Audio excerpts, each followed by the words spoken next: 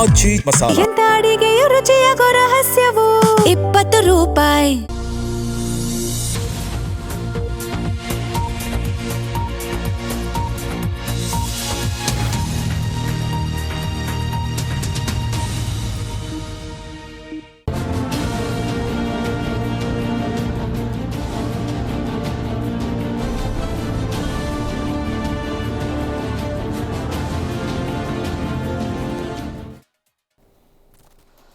ನಮಸ್ಕಾರ. ಜಿ ಸಂವಾದ ವಿಶೇಷ ಕಾರ್ಯಕ್ರಮಕ್ಕೆ ಸ್ವಾಗತ. ನಾನು ಪ್ರವೀಣ್ ಕುಂಬಾರ್. ಅನೇಕ ದಿನಗಳಿಂದ ಬಿಡದಿ ಟೌನ್ಶಿಪ್ ವಿಚಾರಕ್ಕೆ ಸಂಬಂಧಪಟ್ಟಂತೆ ದೊಡ್ಡ ಮಟ್ಟದ ಚರ್ಚೆಗಳಾಗ್ತಾ ಇದೆ. ನಾವು ಭೂಮಿಯನ್ನು ಕೊಡಲ್ಲ ಅಂತ ಬಿಡದಿಯ ರೈತರು 500ಕ್ಕೂ ಹೆಚ್ಚು ದಿನಗಳ ಕಾಲ ರಾಜ್ಯ ಸರ್ಕಾರದ ವಿರುದ್ಧ ಪ್ರತಿಭಟನೆ ಮಾಡಿದ್ದಾರೆ. ಇದಕ್ಕೆ ಸರ್ಕಾರ ಹೇಳಿತು ಅದು ಕುಮಾರಸ್ವಾಮಿಯವರ ಕನಸಿನ ಕೂಸಾಗಿತ್ತು. ಈ ಹಿಂದೆ ಮುಖ್ಯಮಂತ್ರಿ ಆಗಿದ್ದಂತಹ ಸಮಯದಲ್ಲಿ ಟೌನ್ಶಿಪ್ ಮಾಡಬೇಕು ಅಂತ ಅವರು ಬಯಸಿದ್ರು. ಇದೀಗ ಆ ಕನಸನ್ನು ನಾವು ಈಡೇರಿಸ್ತಾ ಇದ್ದೀವಿ ಅಂತ ಸರ್ಕಾರದ ಸಮರ್ಥನೆ ಕೂಡ ಇದೆ. ಇವೆಲ್ಲದರ ಹೊರತಾಗಿ ರೈತರ ಪ್ರತಿಭಟನೆ, ರೈತರು ಅಧಿಕಾರಿಗಳ ವಿರುದ್ಧ ಪೊರಕೆ ತೋರಿಸಿದ್ದನ್ನು ನೋಡಿದ್ವಿ, ಮೊಟ್ಟೆ ಎಸೆದಿದ್ದನ್ನು ನೋಡಿದ್ವಿ, ಕಾರಿನ ಗ್ಲಾಸ್ಗಳನ್ನು ಕೂಡ ಒಡೆದಿದ್ದನ್ನು ನೋಡಿದ್ವಿ. ಇನ್ನೇನು ಕೆಲವೇ ದಿನಗಳಲ್ಲಿ ವಿಧಾನಸಭೆ ಮತ್ತು ವಿಧಾನ ಪರಿಷತ್ನ ಜಂಟಿ ಅಧಿವೇಶನವೂ ಕೂಡ ಶುರುವಾಗ್ತಾ ಇದೆ. ಇವೆಲ್ಲದರ ನಡುವೆ JDS ಮತ್ತು BJP ಸೇರಿಕೊಂಡು ನಾಳೆ ಬಿಡದಿಯ ಬೈರಮಂಗಲದಿಂದ ಬೆಂಗಳೂರಿನ ತನಕ ಪಾದಯಾತ್ರೆ ಮಾಡೋದಕ್ಕೆ ಮುಂದಾಗ್ತಾ ಇದ್ದಾರೆ. ಹಾಗಾದರೆ ಇಷ್ಟು ದಿನಗಳ ಕಾಲ ರೈತರಿಗೆ ಸಂಬಂಧಪಟ್ಟಂಥ ಹೋರಾಟ, ರೈತರಿಗೆ ಸೀಮಿತವಾಗಿದ್ದಂಥ ಹೋರಾಟ ಇದೀಗ ಪಾದಯಾತ್ರೆ ಮುಖಾಂತರ ಸರ್ಕಾರದ ಇಕ್ಕಟ್ಟಿಗೆ ಸಿಲುಕಿಸೋದಕ್ಕೆ ಎರಡು ಮೈತ್ರಿಪಾಳೆಗಳು ಅಂದರೆ BJP ಪ್ಲಸ್ JDS ಸೇರಿಕೊಂಡು ಸರ್ಕಾರದ ವಿರುದ್ಧ ತೊಡೆ ತಡ್ತಾ ಇದ್ದಾರೆ. ಈಗಾಗಲೇ ಅನೇಕ ಜನ ರೈತರು ಕೋರ್ಟ್ ಮೆಟ್ಟಿಲೇರಿದ್ದಾರೆ. ಕೋರ್ಟ್ನಿಂದಲೂ ಇದೇ ತಿಂಗಳಲ್ಲಿ ಕೆಲವೊಂದಿಷ್ಟು ಆದೇಶಗಳು ಕೂಡ ಹೊರಗೆ ಬಂದಿದ್ದನ್ನು ನಾವು ನೋಡ್ತಾ ಇದ್ದೀವಿ. ಇವೆಲ್ಲದರ ನಡುವೆ ರಾಜ್ಯ ಸರ್ಕಾರ ಹೇಳ್ತಾ ಇದೆ 80% ಜನ ತಮ್ಮ ಭೂಮಿಯನ್ನು ಕೊಡೋದಕ್ಕೆ ಈಗಾಗಲೇ ಒಪ್ಪಿಗೆಯನ್ನು ಕೊಟ್ಟಿದ್ದಾರೆ ಅಂತ. DK ಶಿವಕುಮಾರ್ ಈ ವಿಚಾರಕ್ಕೆ ಸಂಬಂಧಪಟ್ಟಂತೆ ಮಾತನಾಡಿ ಒಂದು ಹೇಳಿಕೆ ಕೊಟ್ಟರು. ನಾವು ಯಾವುದೇ ಕಾರಣಕ್ಕಾಗಿಯೂ ಕೂಡ ರೈತರಿಂದ ಬಲವಂತವಾಗಿ ಭೂಮಿಯನ್ನು ತೆಗೆದುಕೊಳ್ಳಲ್ಲ ಅಂತ.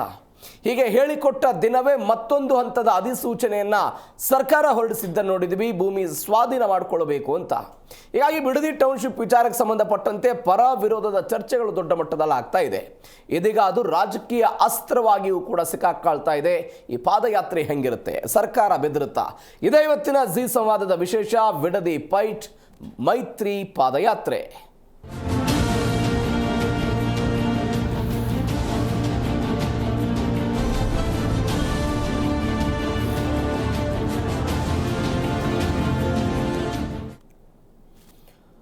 ಒಂಬತ್ತು ಕಂದಾಯ ಗ್ರಾಮಗಳು, 16 ಇತರೆ ಗ್ರಾಮಗಳನ್ನೊಳಗೊಂಡ 9600ಕ್ಕೂ ಅಧಿಕ ಎಕರೆ ಪ್ರದೇಶದಲ್ಲಿ ಬೆಂಗಳೂರಿನ ಮೇಲೆ ಆಗ್ತಾ ಇರುವಂಥ ಒತ್ತಡವನ್ನು ಕಡಿಮೆ ಮಾಡಬೇಕು ಅಂತ ಒಂದು ಬಿಡದಿ ಟೌನ್ಶಿಪ್ ನಿರ್ಮಾಣ ಮಾಡೋದಿದೆ. ಬಿಡದಿ ಟೌನ್ಶಿಪ್ 18,133 ಕೋಟಿ ರೂಪಾಯಿ ಹಣದ ವೆಚ್ಚದಲ್ಲಿ ಒಂದು ಟೌನ್ಶಿಪ್ಪನ್ನು ನಿರ್ಮಾಣ ಮಾಡೋದು. ಇದರ ವಿರುದ್ಧ JDS ಒಂದು ಹೋರಾಟವನ್ನು ಕೈಗೆತ್ತಿಕೊಂಡಿದೆ. ಅದಕ್ಕೆ BJP ಕೂಡ ಸಾಥ್ ಕೊಡ್ತಾ ಇದೆ. ಪಾದಯಾತ್ರೆಯನ್ನು ಘೋಷಣೆ ಮಾಡಿದ್ದಾರೆ. ನಾಳೆಯಿಂದ ಬೆಂಗಳೂರು ತನಕ ಮೈತ್ರಿಯ ಕಾಲ್ನಡಿಗೆ ಇರುತ್ತೆ. ರಾಜ್ಯ ಸರ್ಕಾರಕ್ಕೆ ಬಿಸಿ ಮುಟ್ಟಿಸಬೇಕು ಅಂತ ಮೈತ್ರಿಪಾಳಯ ಇಂಥದ್ದೊಂದು ಹೋರಾಟವನ್ನು ಹಮ್ಮಿಕೊಂಡಿದ್ದಾರೆ. ಅನೇಕ BJP ಮತ್ತು JDS ನಾಯಕರುಗಳು ಸ್ವತಃ ಬಿಡದಿ ಹೋರಾಟದ ಸ್ಥಳಕ್ಕೆ ಹೋಗಿ ಬೈರಮಂಗಲ ಸೇರಿದಂತೆ ಅಲ್ಲಿ ಸುತ್ತಮುತ್ತಲಿನ ಗ್ರಾಮಗಳಲ್ಲಿ ರೈತರನ್ನು ಮುಟ್ಟಿಸೋ ಪ್ರಯತ್ನವನ್ನು ಮಾಡಿದರು. ಅಂದರೆ ಅವರನ್ನು ಭೇಟಿ ಮಾಡಿ ಸರ್ಕಾರವನ್ನು ಮತ್ತಷ್ಟು ಇಕ್ಕಟ್ಟಿಗೆ ಸಿಲುಕಿಸಬೇಕು ಅಂತ. ಇದೀಗ ದೇವೇಗೌಡರ ಮೊಮ್ಮಗ ನಿಖಿಲ್ ಸಾರಥ್ಯದಲ್ಲಿ ಮೊದಲ ಪಾದಯಾತ್ರೆ ಆಗ್ತಾ ಇದೆ. ನಿಮಗೆ ದೇವೇಗೌಡರ ಇತಿಹಾಸವನ್ನು ಸ್ವಲ್ಪ ನೋಡಿದಾಗ ಅವರು ಹಾಸನದಿಂದ ಬೆಂಗಳೂರು, ಇವತ್ತಿನ ಬೆಂಗಳೂರು ದಕ್ಷಿಣ ನಾವೇನು ಕರಿತೀವಿ, ಅಲ್ಲಿಗೆ ರಾಜಕೀಯವಾಗಿ ಬರ್ತಾರೆ. ಒಂದು ಚುನಾವಣೆಯಲ್ಲಿ ಸೋಲ್ತಾರೆ, ಚುನಾವಣೆಯಲ್ಲಿ ಸೋತ ನಂತರ ಇಲ್ಲಿಗೆ ಬರ್ತಾರೆ. ಅವರು ಬಂದಾಗ ಒಂದು ನೀರಾ ಪಾದಯಾತ್ರೆಯನ್ನು ಮಾಡ್ತಾರೆ ದೇವೇಗೌಡರು. ಆ ನೀರಾ ಪಾದಯಾತ್ರೆಯನ್ನು ಮಾಡುವ ಮುಖಾಂತರ ರೈತರ ಜೊತೆಗೆ ನಾವಿದ್ದೀವಿ ಅಂತ. ಬಹುಶಃ ರಾಮನಗರದಿಂದ ಅನಿಸುತ್ತೆ, ರಾಮನಗರದಿಂದ ಬೆಂಗಳೂರಿನ ವಿಧಾನಸೌಧದ ತನಕ ದೇವೇಗೌಡರು ಪಾದಯಾತ್ರೆಯನ್ನು ಮಾಡಿದರು. ಆ ಪಾದಯಾತ್ರೆ ಮಾಡಿದ ನಂತರ ದೇವೇಗೌಡರು ಮುಂಬರುವಂಥ ಚುನಾವಣೆಯಲ್ಲಿ ಗೆಲ್ತಾರೆ. ಆ ಪಾದಯಾತ್ರೆ ಇವತ್ತು ರಾಮನಗರ, ಮಂಡ್ಯ, ಬಿಡದಿ ಈ ಭಾಗದಲ್ಲಿ JDS ಪ್ರಬಲ ಆಗಿದೆ ಅಂತ ನಾವೇನು ಹೇಳ್ತಾ ಇದ್ದೀವಿ. ಆ ಪಾದಯಾತ್ರೆ ಅವತ್ತೊಂದು ಭದ್ರ ಬುನಾದಿಯಾಗಿ ಸಿಕ್ಕಿತ್ತು ಜನತಾ ಪಾರ್ಟಿಗೆ ಅಥವಾ JDSಗೆ. ಇವತ್ತು ಅಂಥದ್ದೇ ರೈತರ ಪರವಾಗಿ ಒಂದು ಹೋರಾಟವನ್ನು ಮಾಡೋದಕ್ಕೆ ಯಾರು ಮುಂದಾಗ್ತಾ ಇದ್ದಾರೆ? JDS ರವರು ಮುಂದಾಗ್ತಾ ಇದ್ದಾರೆ. ಈ ಹೋರಾಟ ಹೆಂಗಿರುತ್ತೆ, ಈ ಹೋರಾಟದ ಪ್ರತಿಫಲ ಏನು ಎತ್ತ ಅನ್ನೋದ್ರ ಬಗ್ಗೆ ದೊಡ್ಡ ಮಟ್ಟದ ನಿರೀಕ್ಷೆಗಳಿರೋದು. ಹೀಗಾಗಿ ಒಂದು ರಾಜಕೀಯ ಸ್ವರೂಪವನ್ನು ಪಡೆದುಕೊಳ್ತಾ ಇದೆ. ಒಂದು ಕಡೆ BJP ಮತ್ತು JDSನ ಪಾದಯಾತ್ರೆ ಇದಾಗಿ 2-3 ದಿನಗಳ ನಂತರ ರಾಜ್ಯ ವಿಧಾನಮಂಡಲ ಅಧಿವೇಶನ ಶುರುವಾಗ್ತಾ ಇದೆ. ಅಧಿವೇಶನದಲ್ಲೂ ಕೂಡ ಸರ್ಕಾರವನ್ನು ಇಕ್ಕಟ್ಟಿಗೆ ಸಿಲುಕಿಸಬೇಕು ಅನ್ನುವ ಕಾರಣಕ್ಕಾಗಿ ಇಂಥದ್ದೊಂದು ಪ್ರಯತ್ನಗಳನ್ನು ಇದೀಗ ವಿಪಕ್ಷಗಳು ಮಾಡ್ತಾ ಇರೋದು. ಇವೆಲ್ಲದರ ನಡುವೆಯೂ ಕೂಡ ಒತ್ತಾಯವಾಗಿ ಬಲವಂತವಾಗಿ ನಾವು ರೈತರ ಭೂಮಿಯನ್ನು ವಶಕ್ಕೆ ತೆಗೆದುಕೊಳ್ಳಲ್ಲ ಅಂತ ಅವ್ರು ಹೇಳ್ತಾ ಇರೋದು. ಈಗಾಗಲೇ ಕೆಂಪಯ್ಯನಪಾಳ್ಯ, ಮಂಡಲಹಳ್ಳಿ, ವಡೇರಹಳ್ಳಿ ಗ್ರಾಮಗಳ 518 ಎಕರೆ ಕೃಷಿ ಭೂಮಿಯನ್ನು ವಶಕ್ಕೆ ತೆಗೆದುಕೊಳ್ಳೋದಕ್ಕೆ ಅಂತಿಮ ಅಧಿಸೂಚನೆಯನ್ನು ಹೊರಡಿಸಿತ್ತು. ಅದಾದ ನಂತರ 4944 ಎಕರೆ ಭೂ ಸ್ವಾಧೀನಕ್ಕೂ ಕೂಡ ಅಧಿಸೂಚನೆ ಹೊರಗೆ ಬಿದ್ದಿದೆ. ಇವೆಲ್ಲದರ ನಡುವೆ ಒಂದು ಫಲವತ್ತಾದ ಭೂಮಿ ಇದು. ನೀವು ಬರಡು ಪ್ರದೇಶದಲ್ಲಿ ಹೋಗಿ ಇಂಥದ್ದೊಂದು ಟೌನ್ಶಿಪ್ ಮಾಡಿದರೆ ನಮ್ಮದು ಅಭ್ಯಂತರ ಇರಲಿಲ್ಲ. ಫಲವತ್ತಾದ ಭೂಮಿ, ಅನೇಕ ಜನ ರೈತರು ಅತ್ಯಂತ ಕಡಿಮೆ ಭೂಮಿಯನ್ನು ಹೊಂದಿದ್ದಾರೆ. ಇವತ್ತು ನಾವು ಅವರು ಭೂಮಿಯನ್ನು ಮಾರಾಟ ಮಾಡಿಬಿಟ್ರೆ, ಸರ್ಕಾರಕ್ಕೆ ಕೊಟ್ಟು ಬಿಟ್ಟರೆ, ನಾಳೆ ಅವರ ಬೆನ್ನೆಲುಬಾಗಿ ಯಾರು ನಿಲ್ತಾರೆ? ಎಲ್ಲ ಪ್ರಶ್ನೆಗಳನ್ನು ವಿಪಕ್ಷಗಳು ದೊಡ್ಡ ಮಟ್ಟದಲ್ಲಿದೆ. ಇದು ರಿಯಲ್ ಎಸ್ಟೇಟ್ ಮಾಡೋದಕ್ಕೆ ಸರ್ಕಾರ ರಿಯಲ್ ಎಸ್ಟೇಟ್ ಉದ್ಯಮಕ್ಕೆಲ್ಲ ಎಳೆದುಬಿಟ್ಟಿದೆ. DK ಶಿವಕುಮಾರ್ ಅವರಿಗೆ ಟೌನ್ಶಿಪ್ ಮಾಡಬೇಕು ಅಂತ ಹೇಳಿದ್ರೆ ಅದೇ ಬೆಂಗಳೂರು ದಕ್ಷಿಣ ವ್ಯಾಪ್ತಿಯ ಅವರ ಸ್ವಕ್ಷೇತ್ರವಾದಂಥ ಕನಕಪುರದಲ್ಲಿ ಮಾಡಲಿ, ಕನಕಪುರವನ್ನು ಬಿಟ್ಟು ಯಾಕೆ ಬಿಡೋದಿಗೆ ಬರ್ತಾರೆ ಎನ್ನುವಂತಹ ಪ್ರಶ್ನೆಗಳನ್ನು ಹೇಳ್ತಾ ಇದ್ದಾರೆ. ಒಂದು ಕಡೆ DK ಶಿವಕುಮಾರ್ ಅವರು ತಮ್ಮ ಕ್ಷೇತ್ರದ ಮತ್ತು ಆ ಭಾಗದ ರೈತರಿಗೆ ಒಂದು ಹೇಳಿಕೆ ಕೊಡ್ತಾರೆ, ನೀವು ಯಾವುದೇ ಕಾರಣಕ್ಕೂ ಭೂಮಿ ಮಾರಾಟ ಮಾಡಬೇಡಿ, ಮುಂದೆ ಒಂದು ದಿನ ಬಂಗಾರದಂಥ ಬೆಲೆ ನಿಮ್ಮ ಭೂಮಿಗೆ ಬರುತ್ತೆ ಅಂತ DK ಶಿವಕುಮಾರ್ ಹೇಳ್ತಾರೆ. ಆದರೆ ಇಲ್ಲಿ ಬಂದು ರೈತರ ಭೂಮಿಯನ್ನು ಸ್ವಾಧೀನ ಮಾಡಿಕೊಳ್ತಾ ಇದ್ದಾರೆ ಎನ್ನುವಂಥ ಆರೋಪ ಪ್ರತ್ಯಾರೋಪಗಳು ಈ ವಿಚಾರದಲ್ಲಿದೆ. ಇದರ ಜೊತೆಗೆ ಇದೀಗ ಪಾದಯಾತ್ರೆ.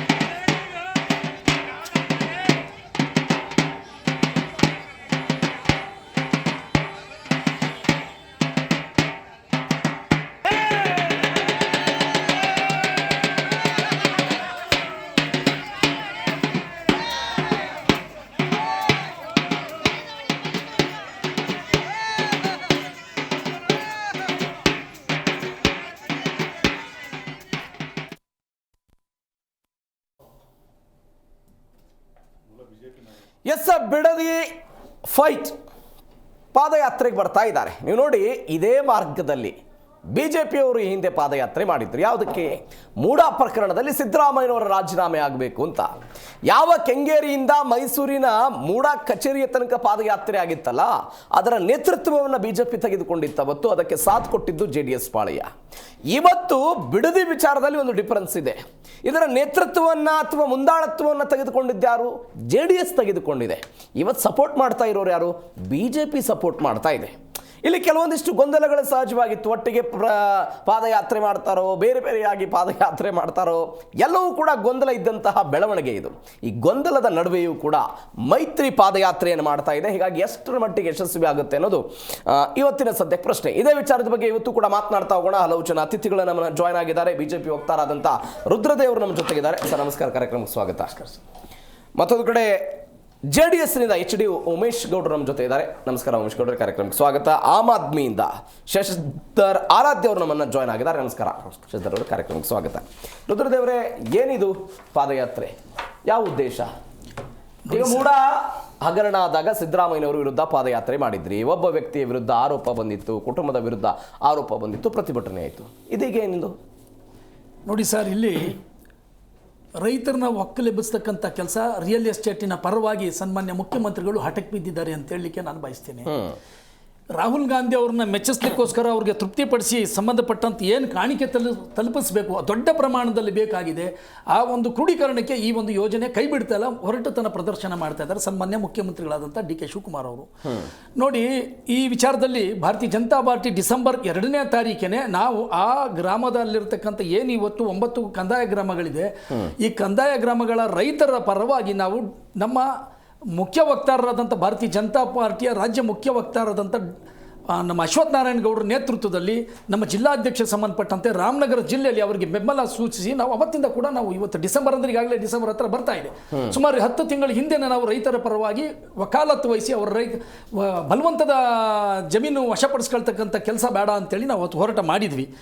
ಒಂದು ನಾನು ಹೇಳಬೇಕಾಗಿರ್ತಕ್ಕಂಥದ್ದು, ಸರ್ ಮಾಡಿ ಸರ್, ಡೆವಲಪ್ಮೆಂಟ್ ಬೇಕು, ಆದರೆ ಹಸಿರು ವಲಯ ಏನು ಸರ್ ಅಲ್ಲಿರ್ತಕ್ಕಂಥದ್ದು ಮೊನ್ನೆ ದೇವೇಗೌಡರು ಅಂಕಿಅಂಶ ಸಮೇತ ಪತ್ರಿಕೆಗಳೆಲ್ಲ ಪತ್ರಿಕೆಗಳು ರಾಜ್ಯ ಪತ್ರಿಕೆಗಳಲ್ಲಿ ವರದಿಯಾಗಿತ್ತು. 1ರಿಂದ 10 ಗುಂಟೆ ಇರತಕ್ಕಂಥವ್ರು, 10 ಗುಂಟೆಯಿಂದ 20 ಗುಂಟೆ ಇರ್ತಕ್ಕಂಥ 20ರಿಂದ 1 ಎಕರೆ ಅಂತ 40 ಗುಂಟೆ ಇರತಕ್ಕಂಥ ರೈತರು ಬಹಳ ಸಂಖ್ಯೆಯಲ್ಲಿರ್ತಕ್ಕಂಥ ಆನೆ ಬಲದ ಸಂಖ್ಯೆ ಇರೋದೇ ಅವ್ರದ್ದು.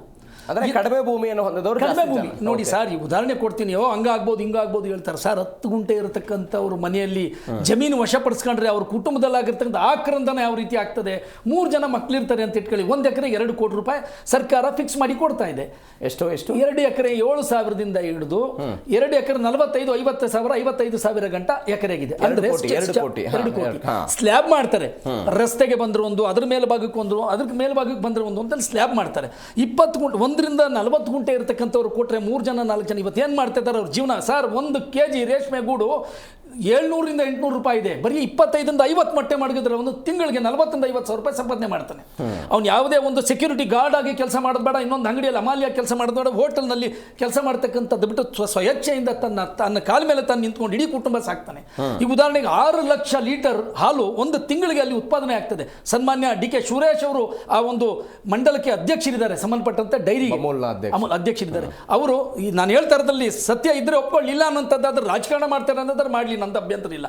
ಆದರೆ ಈ ವಿಚಾರದಲ್ಲಿ ಅಶೋಕ್ ಅವರು ನಮ್ಮ ನಾಯಕರು ಈ ವಿಚಾರದಲ್ಲಿ ರೈತರಿಗೆ ಬೆನ್ನಿಗೆ ನಿಲ್ತೀವಿ ಅಂತೇಳಿ ಮೊನ್ನೆ ಕೂಡ ಈಗ ನಡೀತಾ ಇರತಕ್ಕಂಥ 3 ದಿನದ ಹೋರಾಟಕ್ಕೆ ಬೆಂಬಲ ಸೂಚಿಸಿದ್ವಿ. ಆದರೆ ಸನ್ಮಾನ್ಯ ಕಾಂಗ್ರೆಸ್ ಸರ್ಕಾರದ ಮುಖ್ಯಮಂತ್ರಿ DK ಶಿವಕುಮಾರ್ ಅವರು ಕನಕಪುರದಲ್ಲಿರೋ ರೈತರಿಗೆ ಹೇಳ್ತಾರೆ ನೀವು ಜಮೀನು ಕೊಡಬೇಡಿ, ಒಳ್ಳೆ ಚಿನ್ನದ ಬೆಲೆ ಬರ್ತದೆ ಅಂತ.